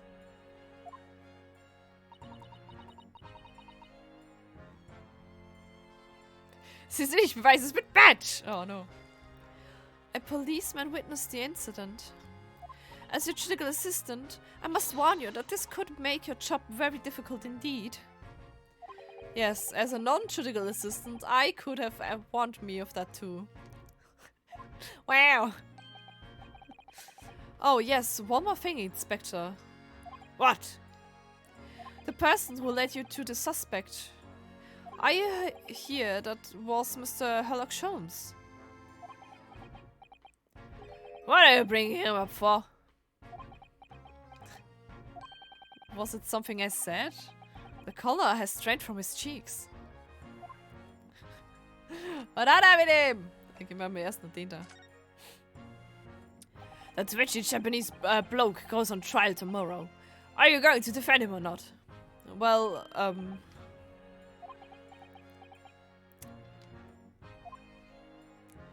makes no difference to me. But I will just say this. No London lawyer worth his salt would touch that case with a barge pole. Because the prosecution is being handled by the Reaper of the Bailey, you mean? There's no way to save the man now. It's a waste of time trying. Ah. It is all a bit strange though. Sorry? The Reaper, he hasn't appeared in court once for a good few years now. Yes, we did hear something of to that effect.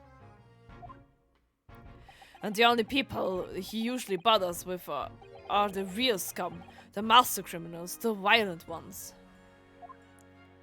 Master criminals? The violent ones? That's right. He handpicks his victims, only deals with those guaranteed to go to the gallows for their sins. But Mr. Natsume wouldn't hang for what he's accused of, surely? That's just my point, Sunshine. Sunshine, huh? Yes, the young woman was stabbed, but it didn't kill her. Couldn't even say the intent was there. So this isn't the sort of case I'd be expecting the Reaper to want to sink his teeth into. For want of a better phrase. Well, it's not exactly a minor infraction, is it? No. There's got to be more to it. For some reason he's taken an interest. Really? What sort of reason, Inspector? You think I can tell what's going on inside the head of that Lord of Darkness? Yes. You have to ask him yourself at tomorrow's trial. Since he looks like Dracula, yes, basically. Are we really going to have to face the Reaper again? The Lord of Darkness, as he puts it. Dann über Mr. Scholms. Reden wir mal über den Scholms.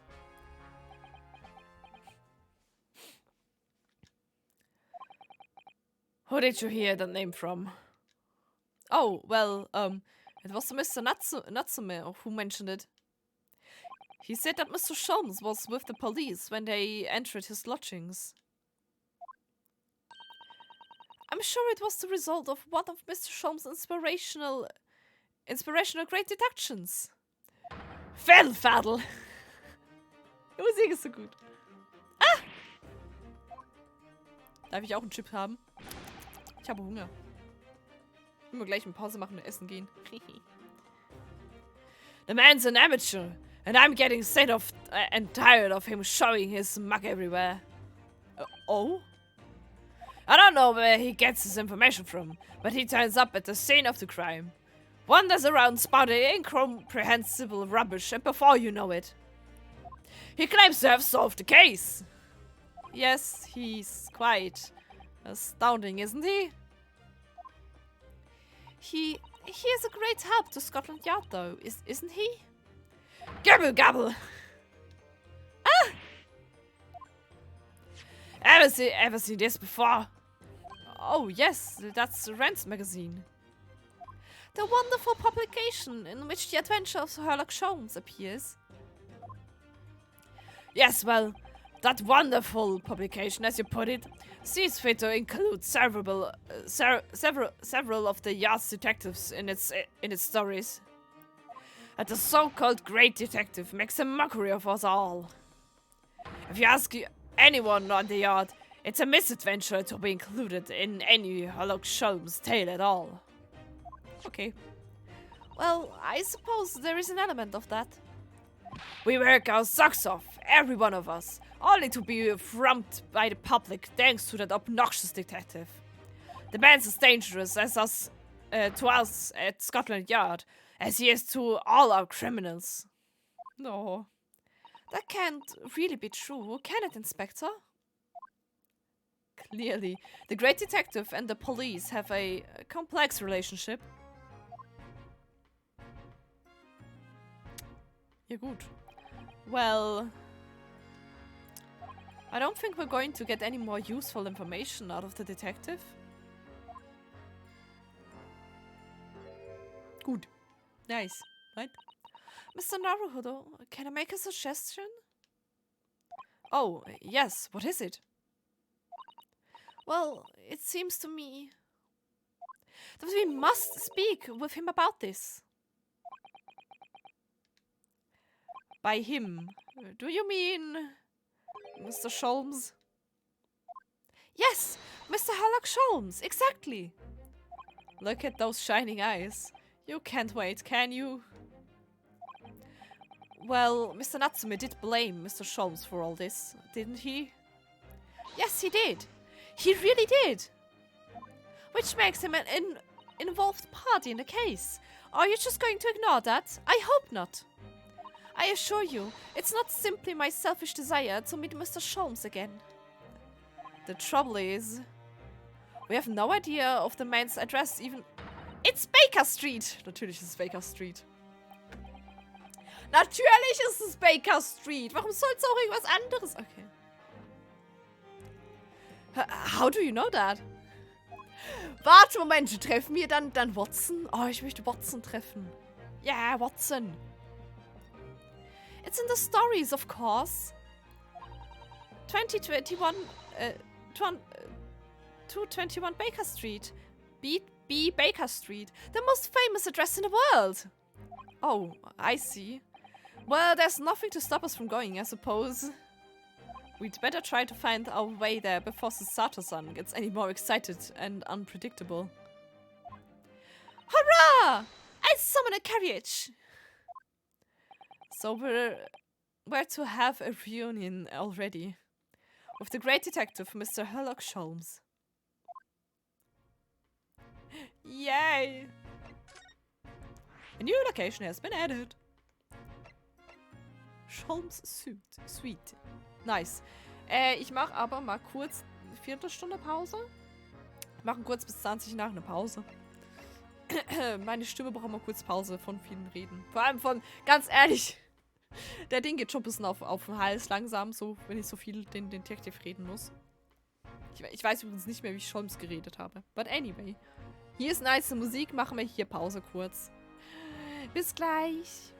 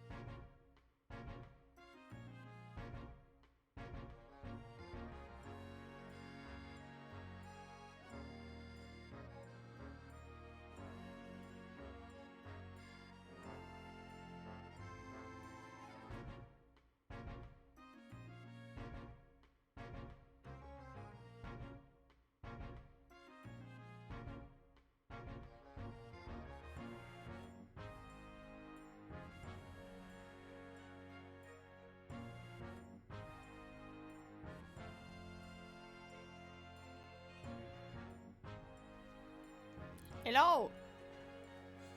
Da bin ich wieder. Na, es geht. Hallo.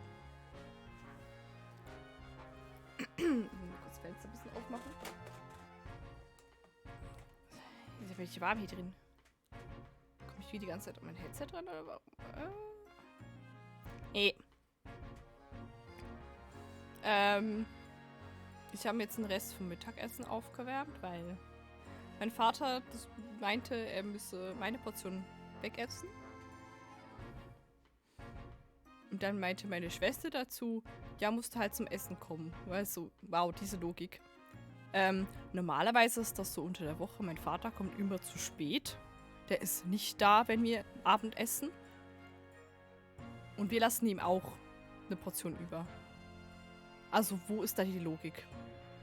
In Zukunft kann ich es ihm auch einfach wegessen. Sagt er, Pech, was hatte ich da? Hi, ja, meine Schwester und ihre Logik manchmal. Könntest du ja würgen. Schlimm.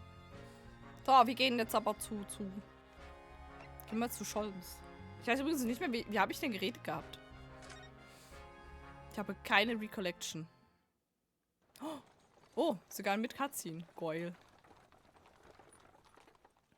Das ist ein interessantes Ding. Aber wie höflich. Thank you very much. It's just up there overlooking the street. Good day. Good day. Thanks again. Oh. Oh, this is actually adorable. This is it. The residence of Mr. Herlock's Shores. Ah. Da ist überall Pflanzen. What the fuck is going on? Das ist ein Windrad. Windrad! So, treffen wir jetzt endlich den... Es sieht halt auch aus wie keine Ahnung, es sieht aus wie der BBC Sherlock Holmes Room. Irgendwie, ne? Schon.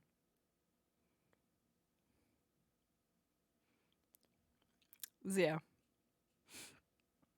Okay. 19. Februar. 7 vor 1. Nachmittag.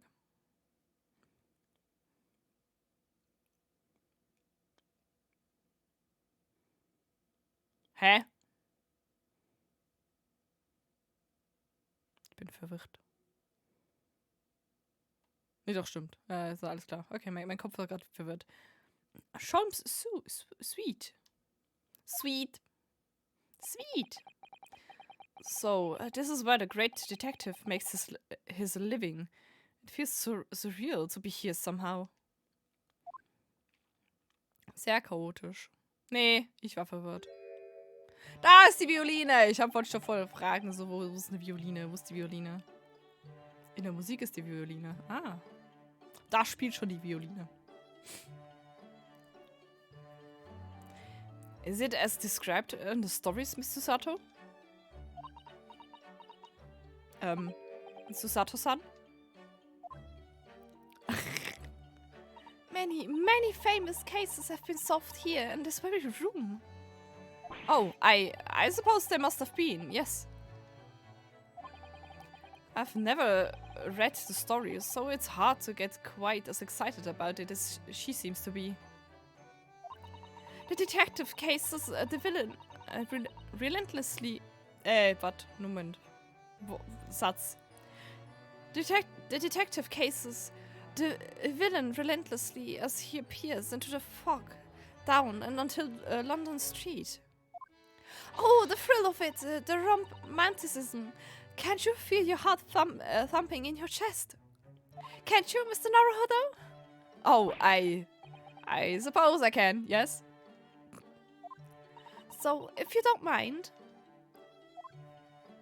Sie guckt wieder dahin. I just stand here and soak up the atmosphere for a while longer. Okay. Please, don't mind me. Please don't mind me. Okay. Ah, she's obsessed. Na dann. Sie ist einfach eingebrochen oder wie? Well...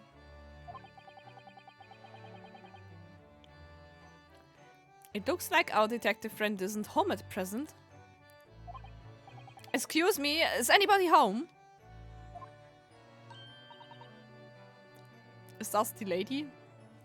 Oh, do we have a visitor? Ah! It's the girl! Hello! Is it a big new case for Mr. Sholmes? Hello. It's the punk girl! Yay! Wait. Aren't you... Oh, how rude of me. I'll go and make some tea at once. He is so adorable. The cutie! Yes. I'm sure it's the same girl. Mr. Sato! Did you see the girl who was just there? Oh, yes. Isn't it truly extraordinary?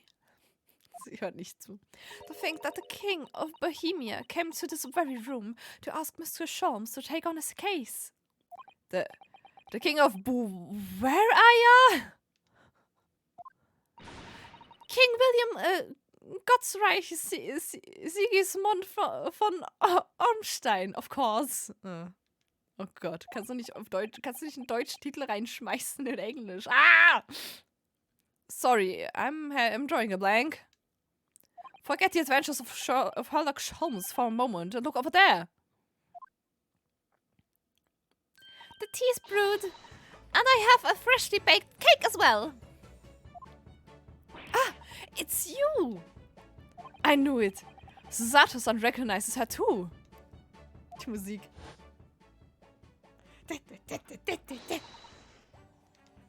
Oh, there you are.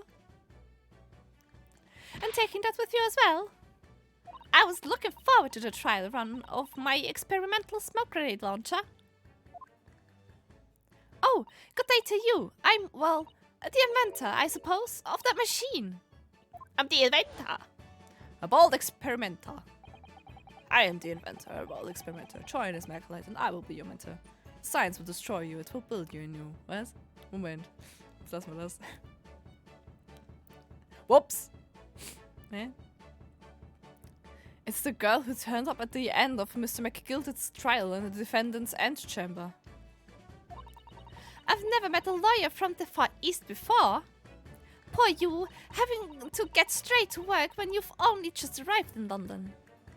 Oh, yes. It was challenging.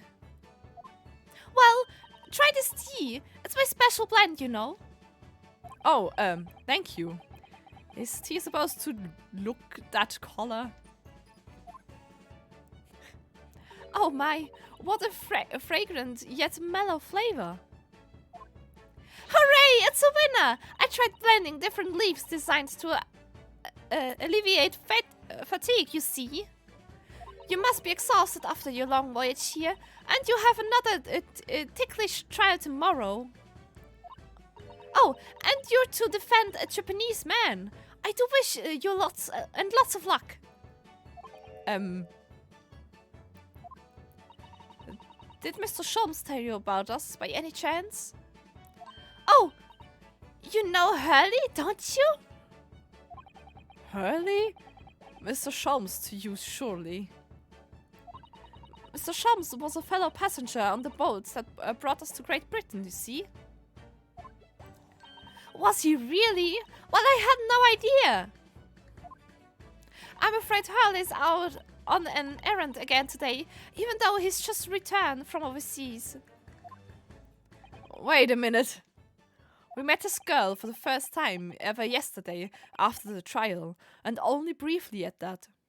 How on earth does she know so much about us? Did she deduce all those things, do you think? And perhaps more to the point, why is she here in Mr. Sholmes' suite? Suit vor allem, ja. Sweet. Danke. Oh, silly me! I haven't even chosen myself, have I? Die ist adorable! Okay. It's a great pleasure to meet you both. My name is Iris Wilson. Oh no! Oh no. Okay, sure. Nice. It's a fucking little girl. What the hell? Okay. Iris. Oh, Iris is an adorable name.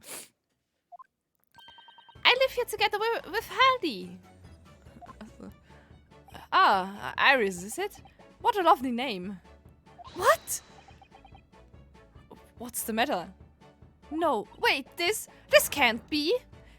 Did you say that your name is Wilson? What's the matter with Susato-san? Why is she so flustered all of a sudden? Yes, that's right. And what are your names? Oh, I'm Ryunosuke Naruhodo, a lawyer from Japan. Oh, sorry. I'm Mr. Naruhodo's judicial assistant, Susato Mikotawa. It's wonderful to meet you. Lovely. Susie and Runo. Got it! No! Runo. Runo. For real. What the fuck, Iris? Susie? And Runo? There's more to this girl than meets the eye. I have so many questions for her. I don't know where to start. Susie? Yes, and so do I.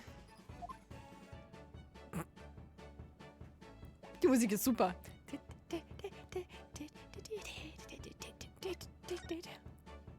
Iris. It was you that we ran into yesterday, wasn't it? At the Old Bailey. Yes, that's right. You were ever so helpful. Thank you so much. Oh no, not at all. I'm so sorry we couldn't have been more welcoming. Though at the time we didn't have... we didn't. We did. What? Lesen. We did have a rather large gun pointed at us. Oh no, not this. No! Like this? Ah, thinking back now, you left with Miss Lestrade in tow, didn't you? Oh yes, that awkward witness, Gina Lestrade. Oh, Ginny? Yes, she's a professional pickpocket. So we found out. It was very naughty of her to pinch my invention like that. Are you referencing to that trial disruption gun? That trial disrupting gun-like contraption? Exactly. So I followed her, you see, to get it back. Perhaps I should think about fitting a self-destruction mechanism in my inventions. This girl is dangerous. Anyway, I brought Ginny back here after that. So she could apologize to my trusty technician. Sorry, your technician? Hurley, of course, silly. Hurley? Yes, Herlock Sholmes. We live here together.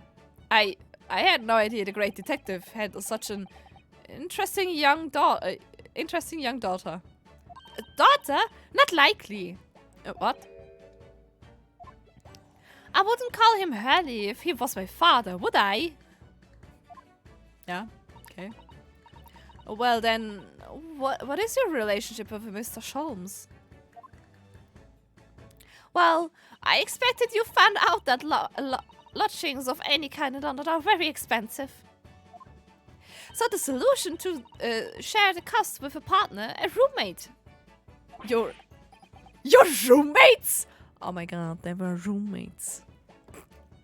Der musste sein, tut mir leid.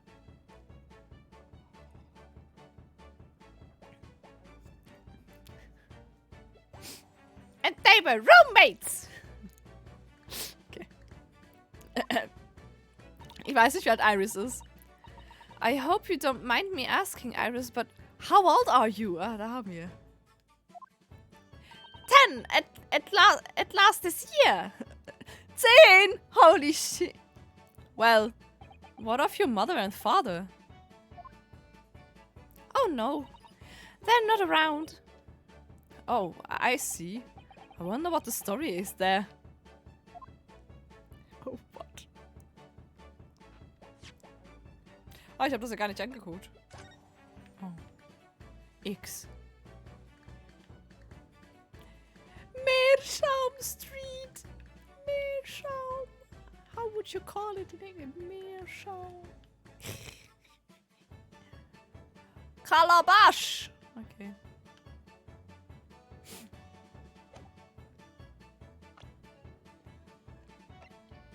Hier ist eigentlich der Tobias Gregson, das ist 44.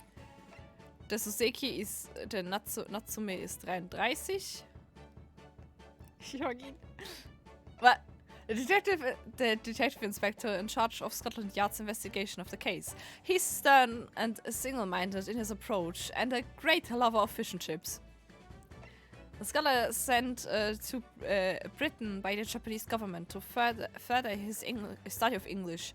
He's the defendant accused of attempted murder. 10! Yay. An extraordinary young girl who lives with Mr. Sholmes. She has a degree in medicine and is the author of a popular series of short stories. Ah ja, was soll ich immer mit 10? Das ist so normal. Was? Okay. Inspector super prohibit, ja. Wilson. Oh yes, there is something I must ask you. Of course. Go ahead, Susie. I'm a very great fan of the adventures of Sherlock Holmes and... Oh, you have a copy of Rand's magazine? Yes, I read every issue. It's delivered all the way to Japan on a ship. Oh, this is so exciting. My stories are being read on the other side of the world. My stories? That's right. Harley is always solving such amazing cases, you see, and he tells me all about them. They really are quite fascinating. Der Move. Sie macht den gleichen. Warum hast du den gleichen Move? No! It would be such a shame if I was the only one who ever heard them, don't you think? Goodness. Last night, he was telling me all about a new case he just solved on a steamship traveling from a faraway land. So I was just in the middle of typing up the manuscript for the next issue before you came. Ja, bitte, ich möchte aber eine Hauptrolle haben. So you are the author? Yes, I'll let you in on a secret if you like. I'm going to call this latest adventure the Speckled Band. Yeah. The Speckled Band? That's certainly very familiar. Of course, I always change one or two details in the stories here and there. This time, I had the idea of making a venomous snake be the cause of all the trouble. Oh, that was Mr. Sholmes' first thought as well, actually. Yes, and of course I know that a snake might not be a credible fit for the facts of the case exactly, but it's a story. Some poetic license is justified to make it more thrilling, I think, don't you? Oh god. So, do you mean to say, are the stories about Mr. Sholmes that are published in Rand's magazine all written by me? Yes, on my wonderful and very modern typewriter. But all the stories I've ever read are written by a doctor of medicine, Dr. John H. Wilson. Sato-san's getting more and more worked up. Ah, yes, that's me. Standardmäßig. I mean, my name really is Wilson. But what about the doctor of medicine part? That's all true too. I'm a doctor of medicine. No, at 10 years old? At 10 years old. Well, that's quite incredible. But Dr. Wilson is an English gentleman. Ah, yes. I did alter the setting slightly for the stories to be more compelling. Oh? Well, it sounds a little strange, doesn't it? A great detective with a 10-year-old girl in tow. True. I suppose it does, yes. Poor Susato-san. She looks like her whole world has been fallen apart. Has just fallen apart. Musik super.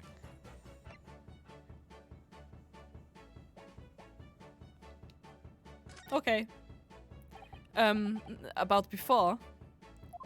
Yes? What's on your mind, Bruno? Do tell me. How did you know that I was a lawyer?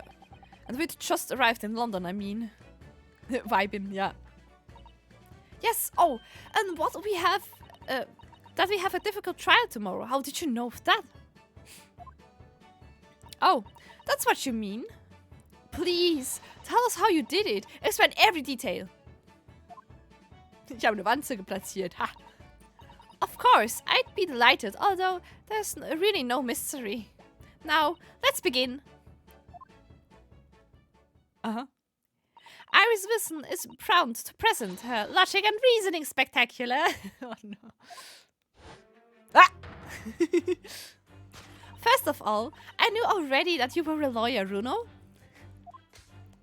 After all, I met you yesterday at the Old Bailey in the defendant's antechamber. But you also said we'd only just arrived in London. How did you know that? I observed the passport and the travel ticket protruding from your breast pocket. Oh. Damn, she's good. So I was reasonably confident that you must have only just arrived in the country. And on top of that, you accepted the case against that particular prosecutor, telling me you were unaware of London's court affairs. The Reaper of the Bailey. I walked right into that one, didn't I? Then I noticed a red ink stamp on the back of Susie's hand. You were given that when you visited the local prison to meet with a suspect, weren't you? Earlier today. Ah! Damn, she's good. They used those stamps to keep a close eye on comings and goings, you see? I didn't realize. And the red stamp is only used for people visiting foreign inmates.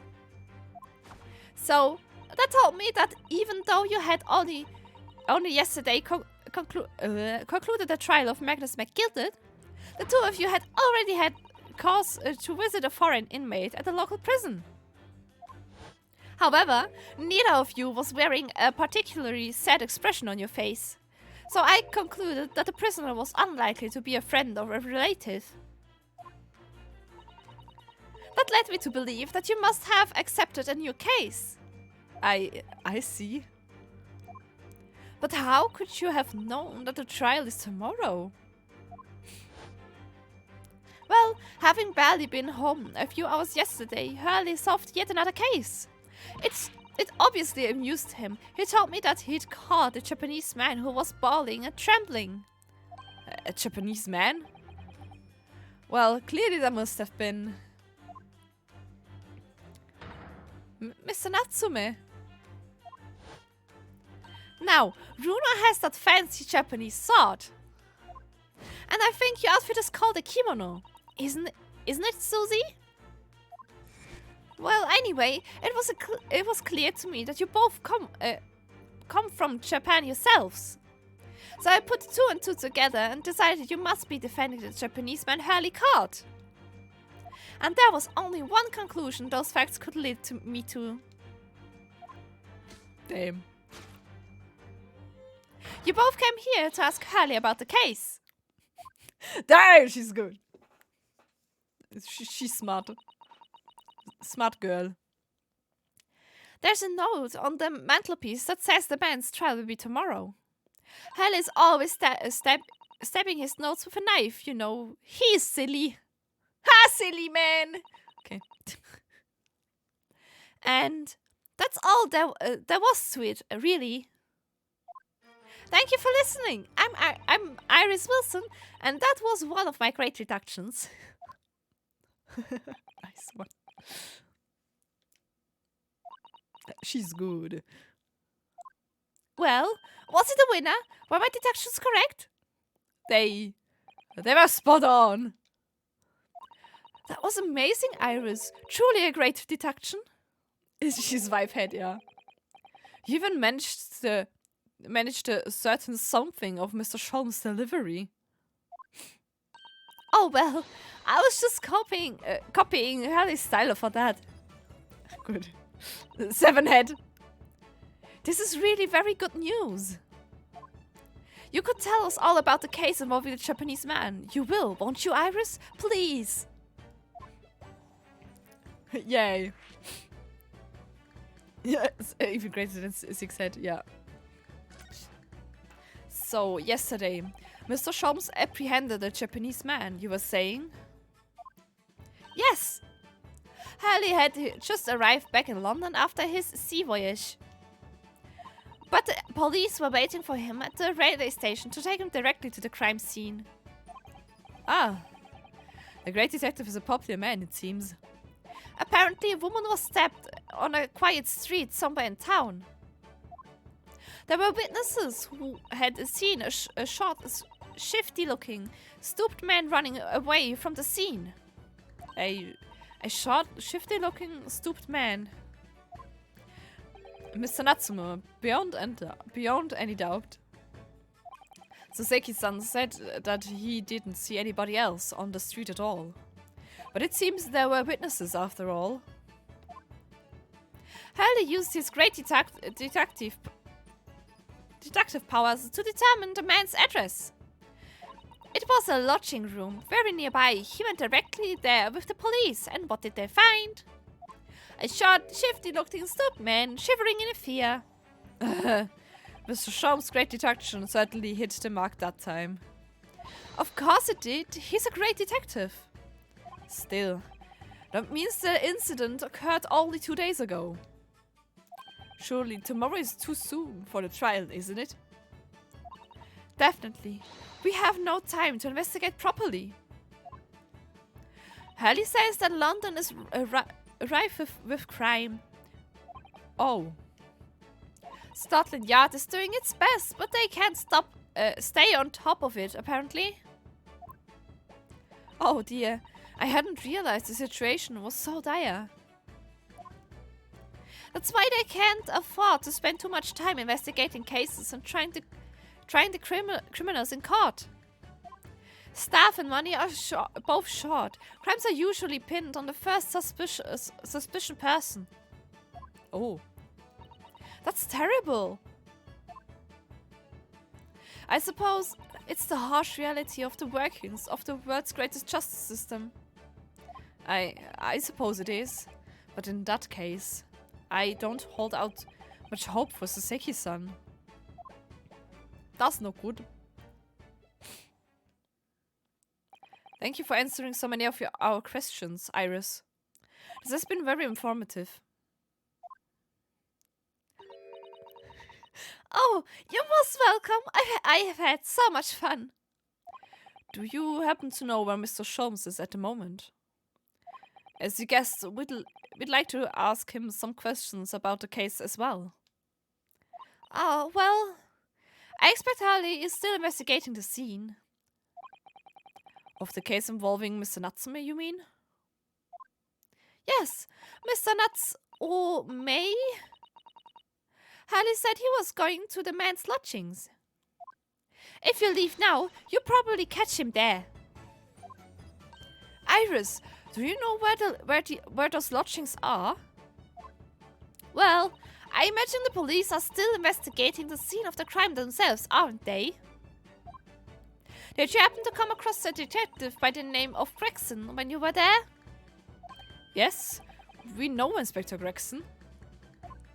Ah, goody. In that case, give Grexy this from me, would you?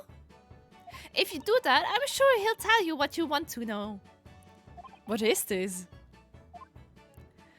A 5-shilling piece and a postcard, it seems. Okay. Oh, kann ich die lesen? Oh, sie sagt's, okay. It reads, "The gentleman in black, whatever he wants to know. I trust that won't be a problem." Oh. Macht sie blackmailing? Holy shit. What is this, child? Gosh, this will make the inspector help us, will it? Well, thank you, Iris. We'll give it a try.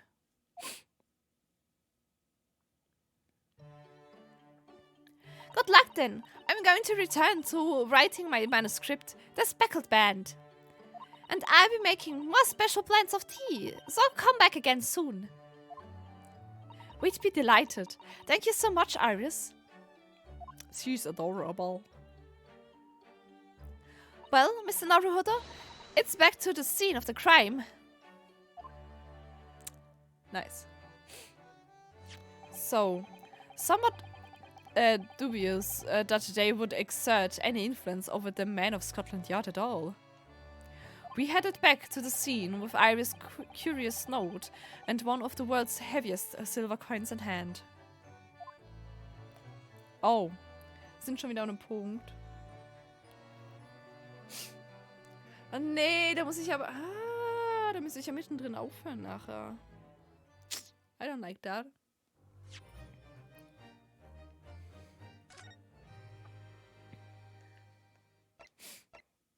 Yes. Okay, ich weiß nicht. Schaffen wir vielleicht die Zeit Investigation auch noch durch? Können wir probieren. Ich muss mal ganz kurz meine Schnase putzen. Meine Schnase! Weil die macht doof Dinge.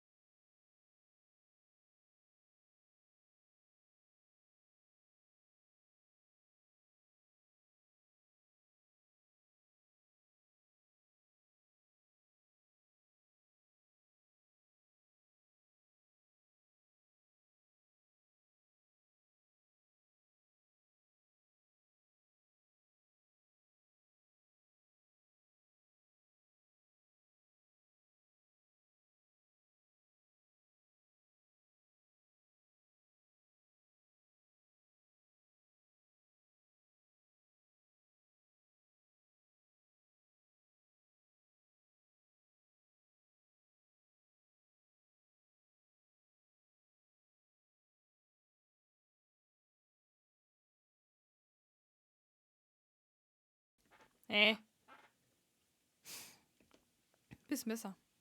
So, dann, back. Wir haben 2. 19. Februar. Es ist 20 vor 3. Briar Road. Okay. It looks as though the police are still here, carrying on with their investigation. Perfect. So let's find Inspector Gregson as quickly as possible. Yes, and let's see if he'll take a break from his chips to look at that silver tip Iris gave us for him. Hallo!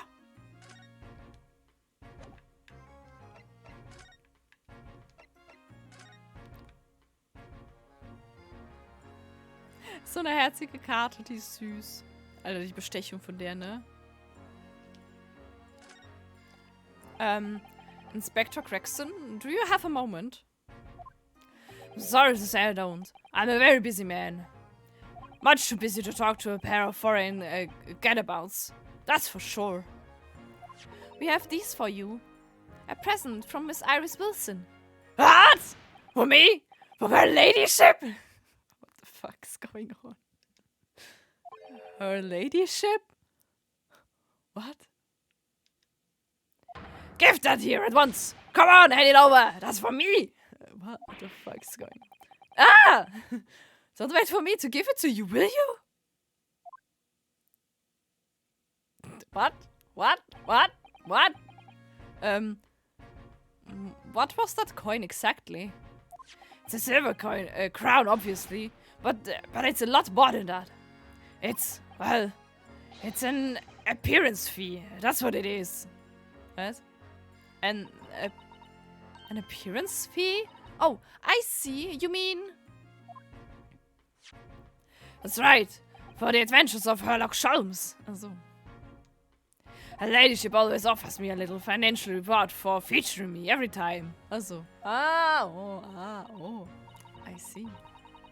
Yes, of course. I know all about your exploits, Inspector. I read them avidly. Cause her using my name without my say so does make me the butt of a lot of unpleasant jokes, but still. Wrong voice. I'm sorry, Inspector. That must be difficult for you.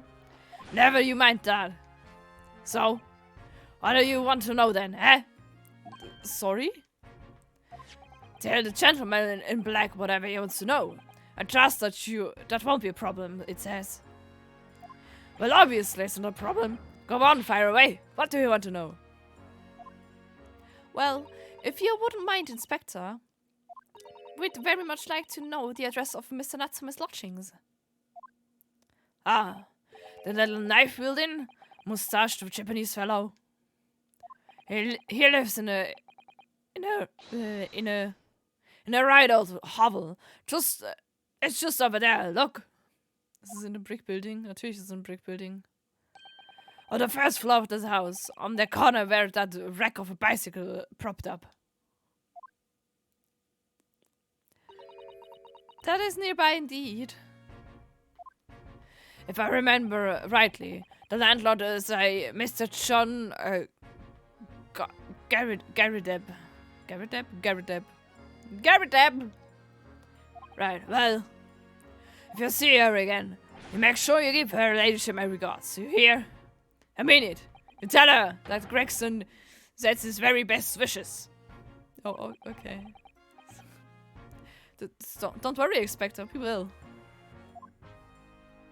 Goodbye for now, then. And long live her ladyship. What's going on? Gary Deb. Well, at least he told us what we wanted to know before he left. Yes, so then, shall we go and see what we can find in Mr. Natsume's lodgings? Definitely!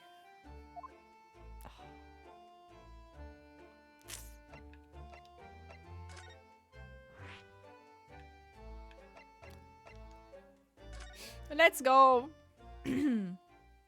Yay. 19. Februar. Mr. Natsume's lodging. Warum hat er da eine Kanone? Was ist hier los? Oh. May I help you? Ah, yes. Would this be the residence of Mr. John Garrideb? Indeed it would, sir. And who may I say is calling? My name is Renosuke Naruhodo. Mr. Naruhodo is representing Mr. Soseki Natsume. I believe he takes lodgings here. We would very much like to ask him some questions about our client. One moment, please. I shall convey the message to Mr. Garrideb.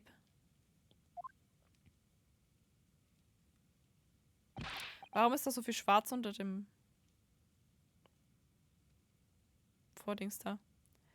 Did you see that, Mr. Sato?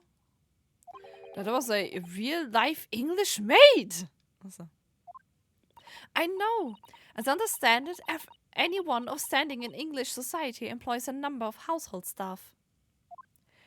But that was the first time I've ever seen one in the flesh. Oh, this day keeps getting better.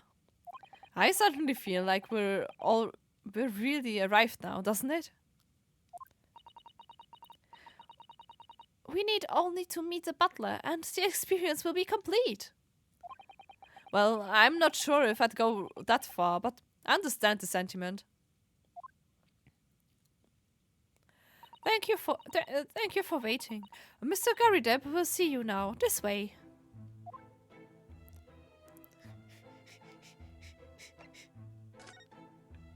Die Frisur. Wo ist Mond?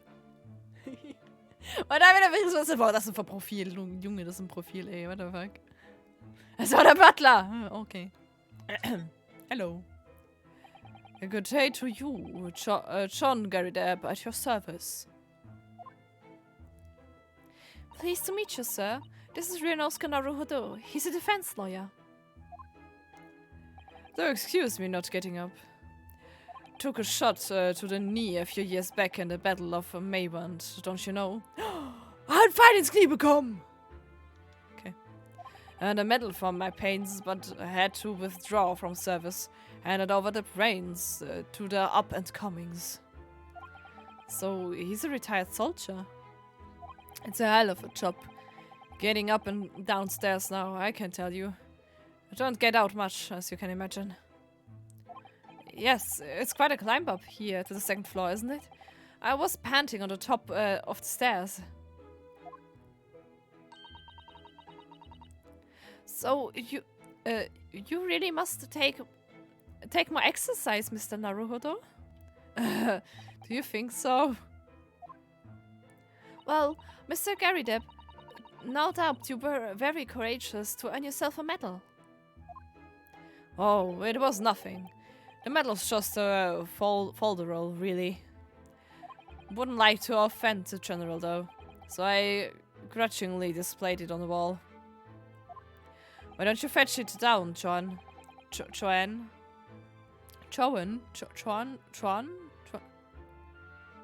Namen. Let's see. Let these good people see it properly. Joan! The tea! Ah! Dash it all, woman! Be careful! Oh, dearie me! I do beg your pardon, sir. Okay. You surely nearly took the skin off my hands. I shall be more careful, sir. So anyway, there you have it. Living the quiet life now. Yes, I see. Now then, I hear you wanted to know about the chap lodging downstairs. Is that right? Yes. We would be very grateful if you could answer some questions for us. Das bist aber jetzt du, El Seppo. Bei mir ist grün. Bei mir ist alles fancy schmancy. Ist alles on the going und so. Ah.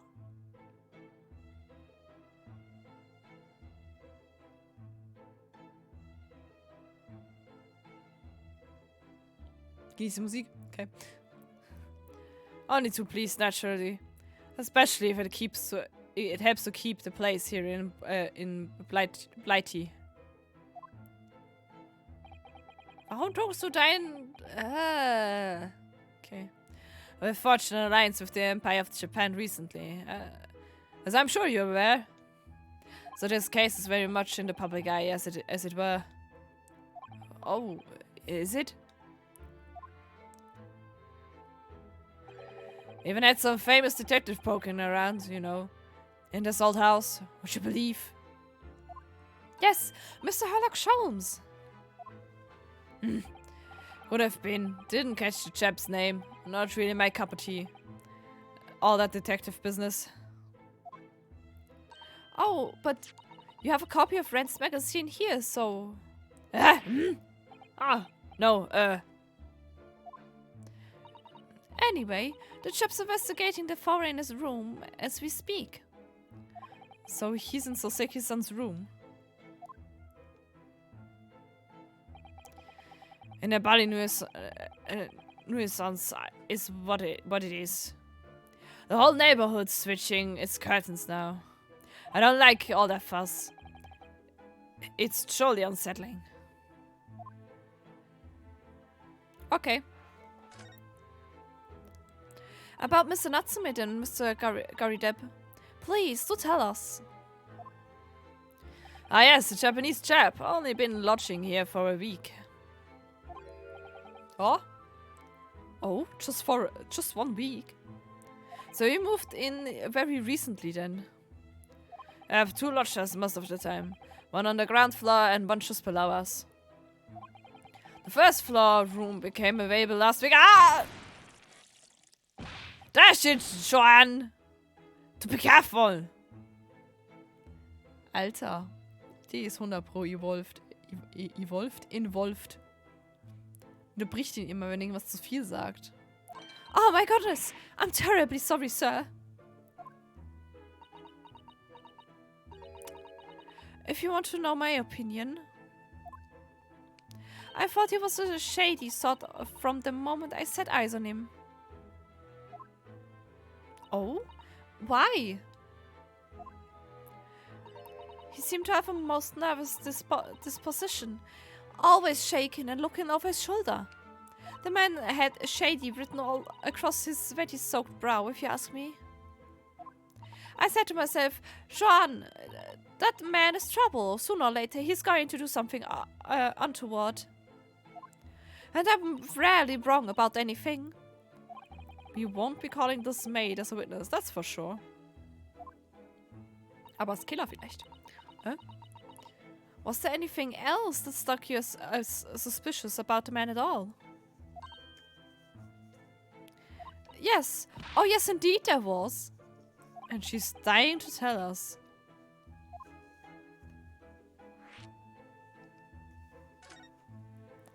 Had you noticed anything else about your lodger, Mr. Natsume? Oh my word, yes. The man was shadier than an orchard. Was auch immer das ist, keine Ahnung. Could you elaborate? Well, take the man's room. Absolutely stuffed full of books it is. More than anyone could ever read. And he never so much as passes the time of day with another living soul. I haven't seen a single visitor call. He just trots off to that old bookshop every single day and comes back at 5 to light the gas fire. And the funniest little man is up long past the time everyone else in the house has gone to bed too. Oh, I see. The gentleman on the ground floor goes to bed at around 9 each night. But I've never known that Japanese fellow do retire any earlier than 2 in the morning. Ah.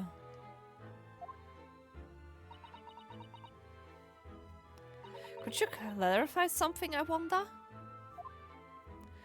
What, pray? How do you know so much about Mr. Natsume's routine? Oh! I'd understood that neither of the lodgers live on this floor of the house. Is that correct? That's right. Yes, they're both below us, on the first floor on the street level.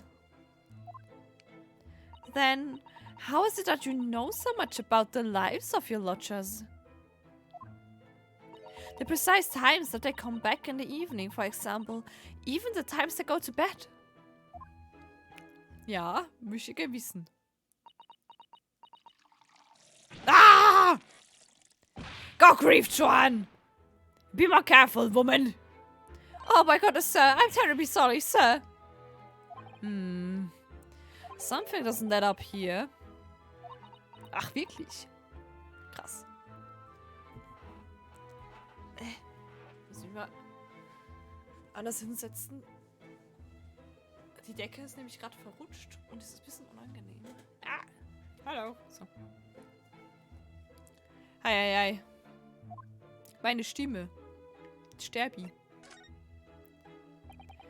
It seems that the incident took place at around 5 in the evening. Did you happen to look out of the window at around that time? The window? Das große Window da drüben. Yes, we noticed that the window over there looks out of a briar road. The incident took place on the pavement just on the far side of the street. Was there anyone suspicious loitering nearby? 5 o'clock is dinner time in the Gary Depp household, so I'm afraid I don't remember seeing anything. How about you, John? No, sir. It would have been dusk outside already at that hour. And with the fog as well, I should think it would have been quite impossible to see the other side of the road. Oh, I see. Did you notice anything else out of the ordinary then?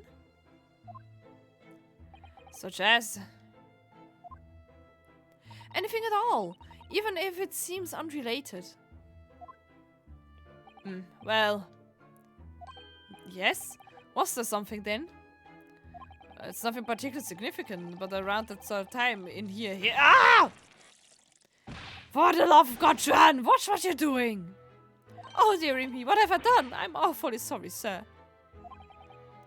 Du, be more careful, woman. Ja, die halten bestimmt nichts. Nein.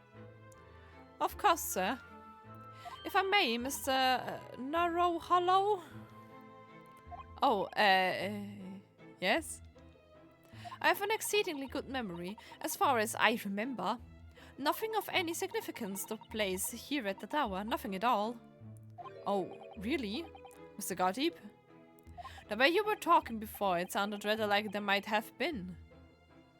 Oh, well, as I was saying, it was just a drifting matter, really. Nothing of... Try and gosh dash it all. What is the matter with you, woman? Begging your pardon, sir? Nothing happened. Yes, quite. Nothing happened. We sat down to a quiet, uneventful meal. Joanne? That's right, Mr. Gardeb. Sus! What is the matter with these two? It sounds like something happened here in this room on the evening of the incident, but what? I wish I knew.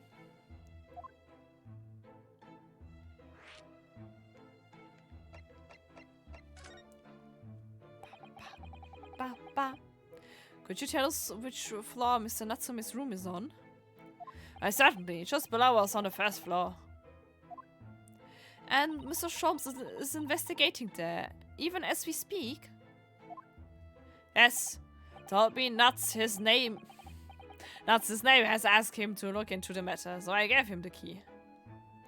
Mr. Natsume has engaged Mr. Sholmes' services? That's a blatant lie.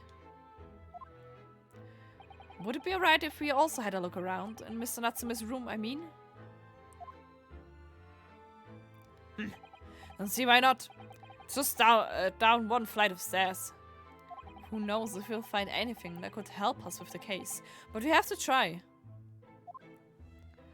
We need all the clues we can lay our hands on, shall we? Yes, and while we're there, we can speak with Mr. Sholmes again. Perhaps he'll be able to tell us more.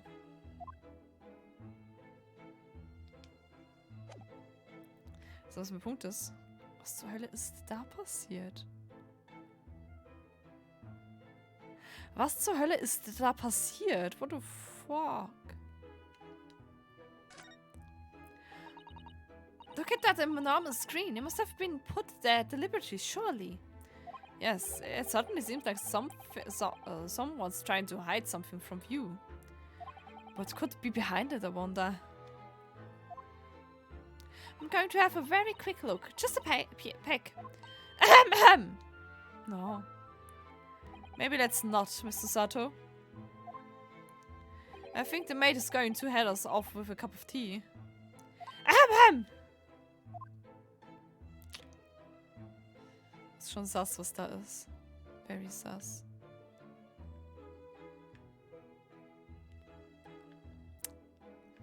Ja, okay. Eieiei, Alter, meine Stimme macht heute nicht so lang mit.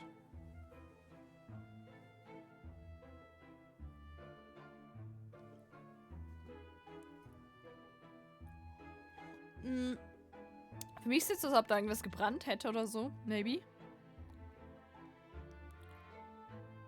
Weil es so dunkel ist, es könnte irgendwas gebrannt haben. Oder es wurde irgendwas ausgeschüttet. Ich weiß es nicht. Aber dann erklärt mir nicht, warum der Teppich so weird aussieht.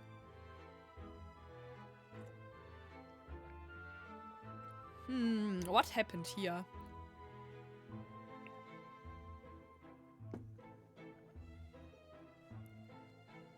Die Kanone benutzt?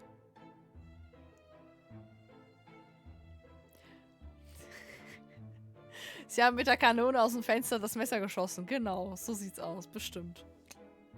Das passiert. Geil. Das würde zumindest erklären, warum das Messer, woher das Messer kommt. Wenn jemand ist jetzt ein Messer gejietet, so nämlich. Ja. So. Ich mache aber, glaube ich, nicht mehr allzu lange. Ich glaube nicht, dass wir die Investigation durchbekommen, weil meine Stimme ist so, wow. Da ist eine Katze! die Katze! Kann ich die Katze? Kann ich die Katze streicheln? Ich will die Katze streicheln. Miete Tatze! Wow, wie schön das Zimmer ist. Das hat kein Fenster. What? Just look at this place. And smell it. It's so musty in here.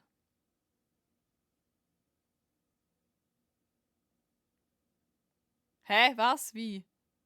So sorry. Hydra-Gruppe. Wie lange habt ihr gebraucht für Hydra?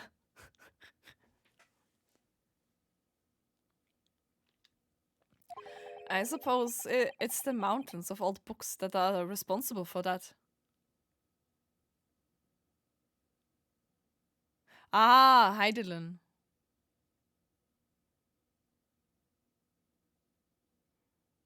Machst extrem. Hallo, kannst du dir mal extrem ohne mich machen, please? Ich brauche das Mount. Ach, ich hab so keine Lust, das zu farben.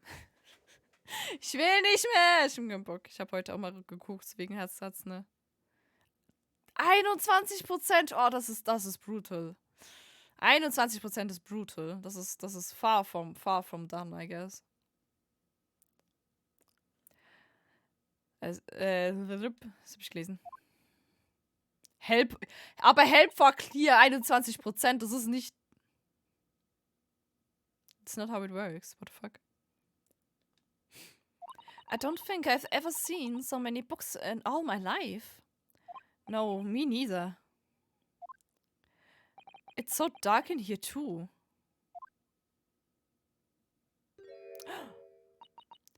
Is that the window over there?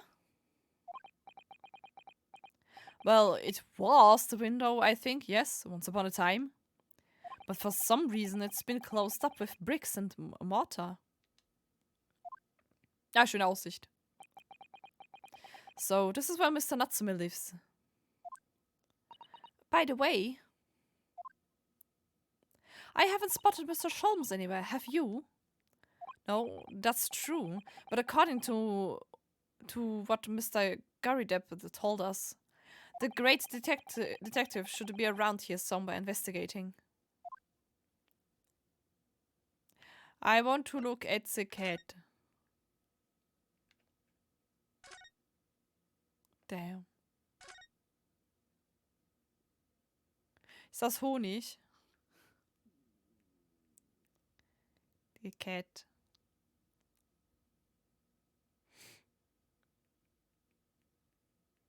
Ich hab ja auch irgendwie 20 Mal Zodiac ohne dich gemacht.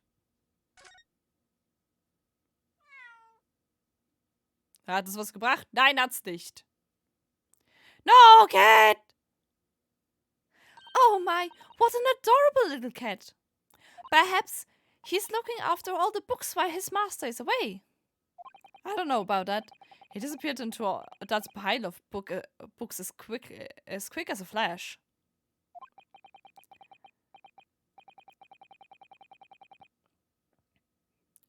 It was a tree color, Mike, wasn't it? Do they even have that sort of cat here in Great Britain?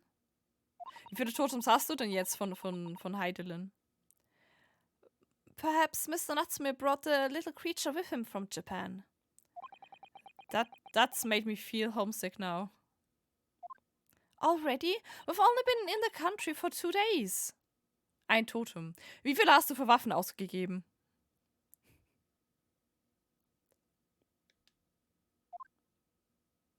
10?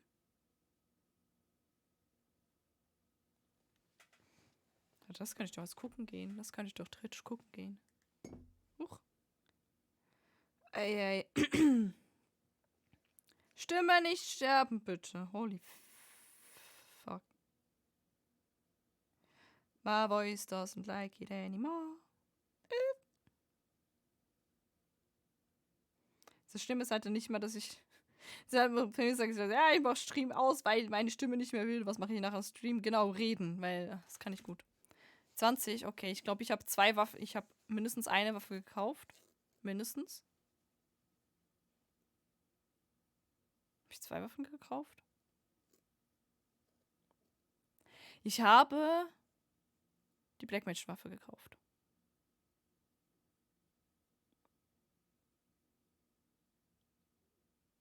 anderen habe ich, glaube ich, alle bekommen. Und ich glaube, ich habe 19 heidenen Totems. Also ich habe 29 Heiden Runs. Und ich habe irgendwie 40, ich habe über 50 Zodiac Runs, aber nur 30 Totems, weil ich Stuff gekauft habe, weil ich blöd bin.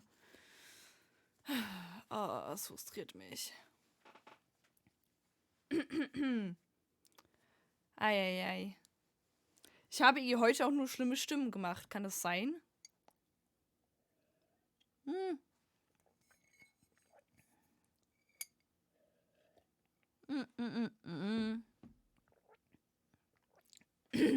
Also der Inspektor war schon anstrengend so. Das Problem ist halt, ich bin halt einfach nicht used zu so Stuff. So komische Stimmen machen die ganze Zeit. Eieiei.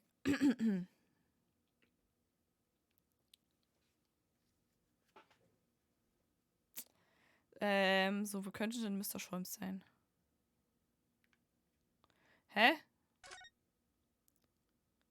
Ich glaube, das ist sein einziges Zimmer.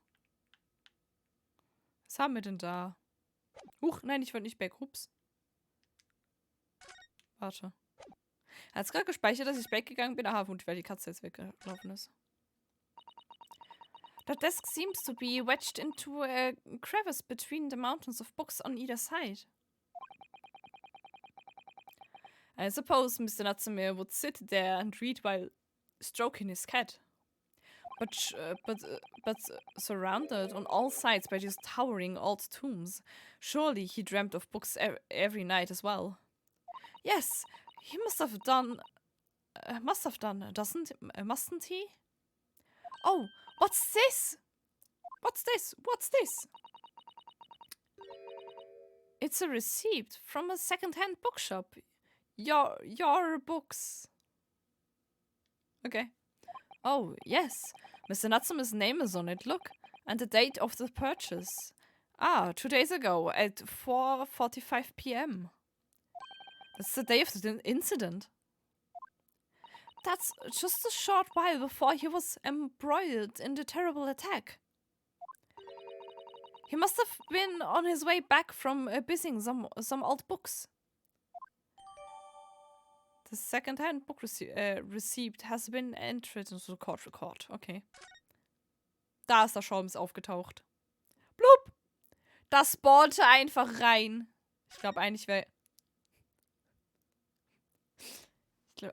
wirklich gedacht, dass wenn die Leute in die Szene gehen und einfach direkt das nehmen, dass er einfach im Hintergrund kommt. Aber weil ich hier drüben war, so blub! Ach nee, ich kann jetzt gerade nicht so Bock mit ihm zu reden. Jone Books, ja genau. Your Books. Your Books oder so, keine Ahnung. Oh, ich weiß nicht. Should I call it a day? Ja, das ist am Chillen. Sein Outfit ist cool. Ich finde sein Outfit geil. Ich finde sein Design geil. Aber hey, ist so kein Bock auf den Charakter. Ah! Ich frage mich, ob der einfach auf dem Boden gepennt hat.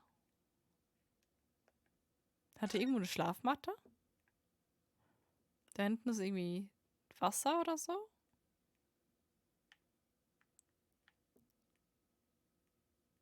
Nee, ich meine jetzt mit, also mein Problem ist, ich will nicht mit ihm reden, weil er dann mich wieder 3 Jahre in ein Gespräch verwickelt.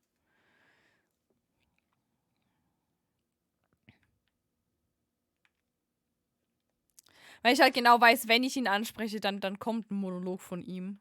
Ich habe ehrlich gesagt auch keine Ahnung mehr, wie seine Stimme war. Upsi. Ich muss irgendwas Einfaches machen, was geht. Ja, der Mann ist sehr gesprächig. Hat's jetzt eigentlich gespeichert? Ich weiß gar nicht. Ich kann Auto. Warum habe ich das Menü nie gesehen?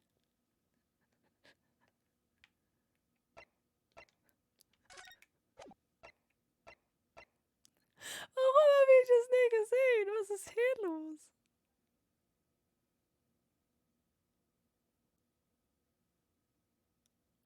What? Moment! Turn this on to enable story mode in place of autoplay. What? Hä? Was? Story Mode? Was?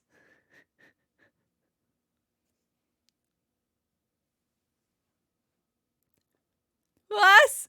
Und dann spielt sich das Spiel aber selber. Du machst einfach legit, du liest dann einfach nur die Story, musst auf nichts pressen, musst auf...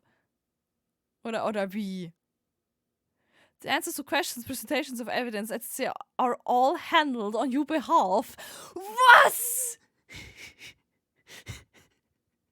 Was? Ja, das...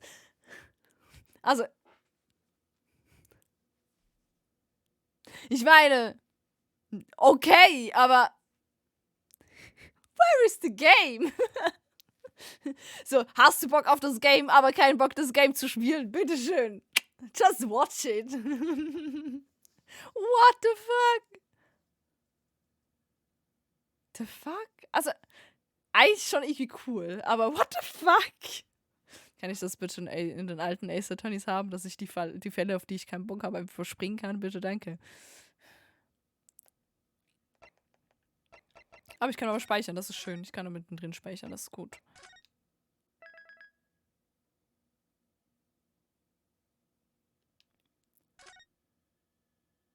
Das ist so weird.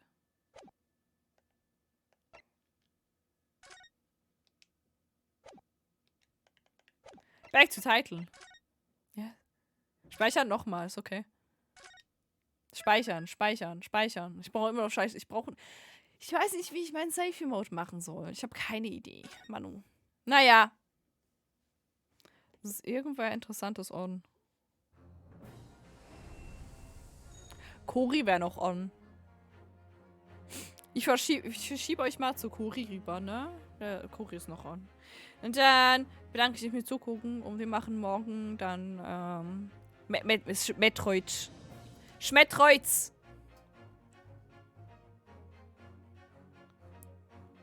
Hold the save button. Nee.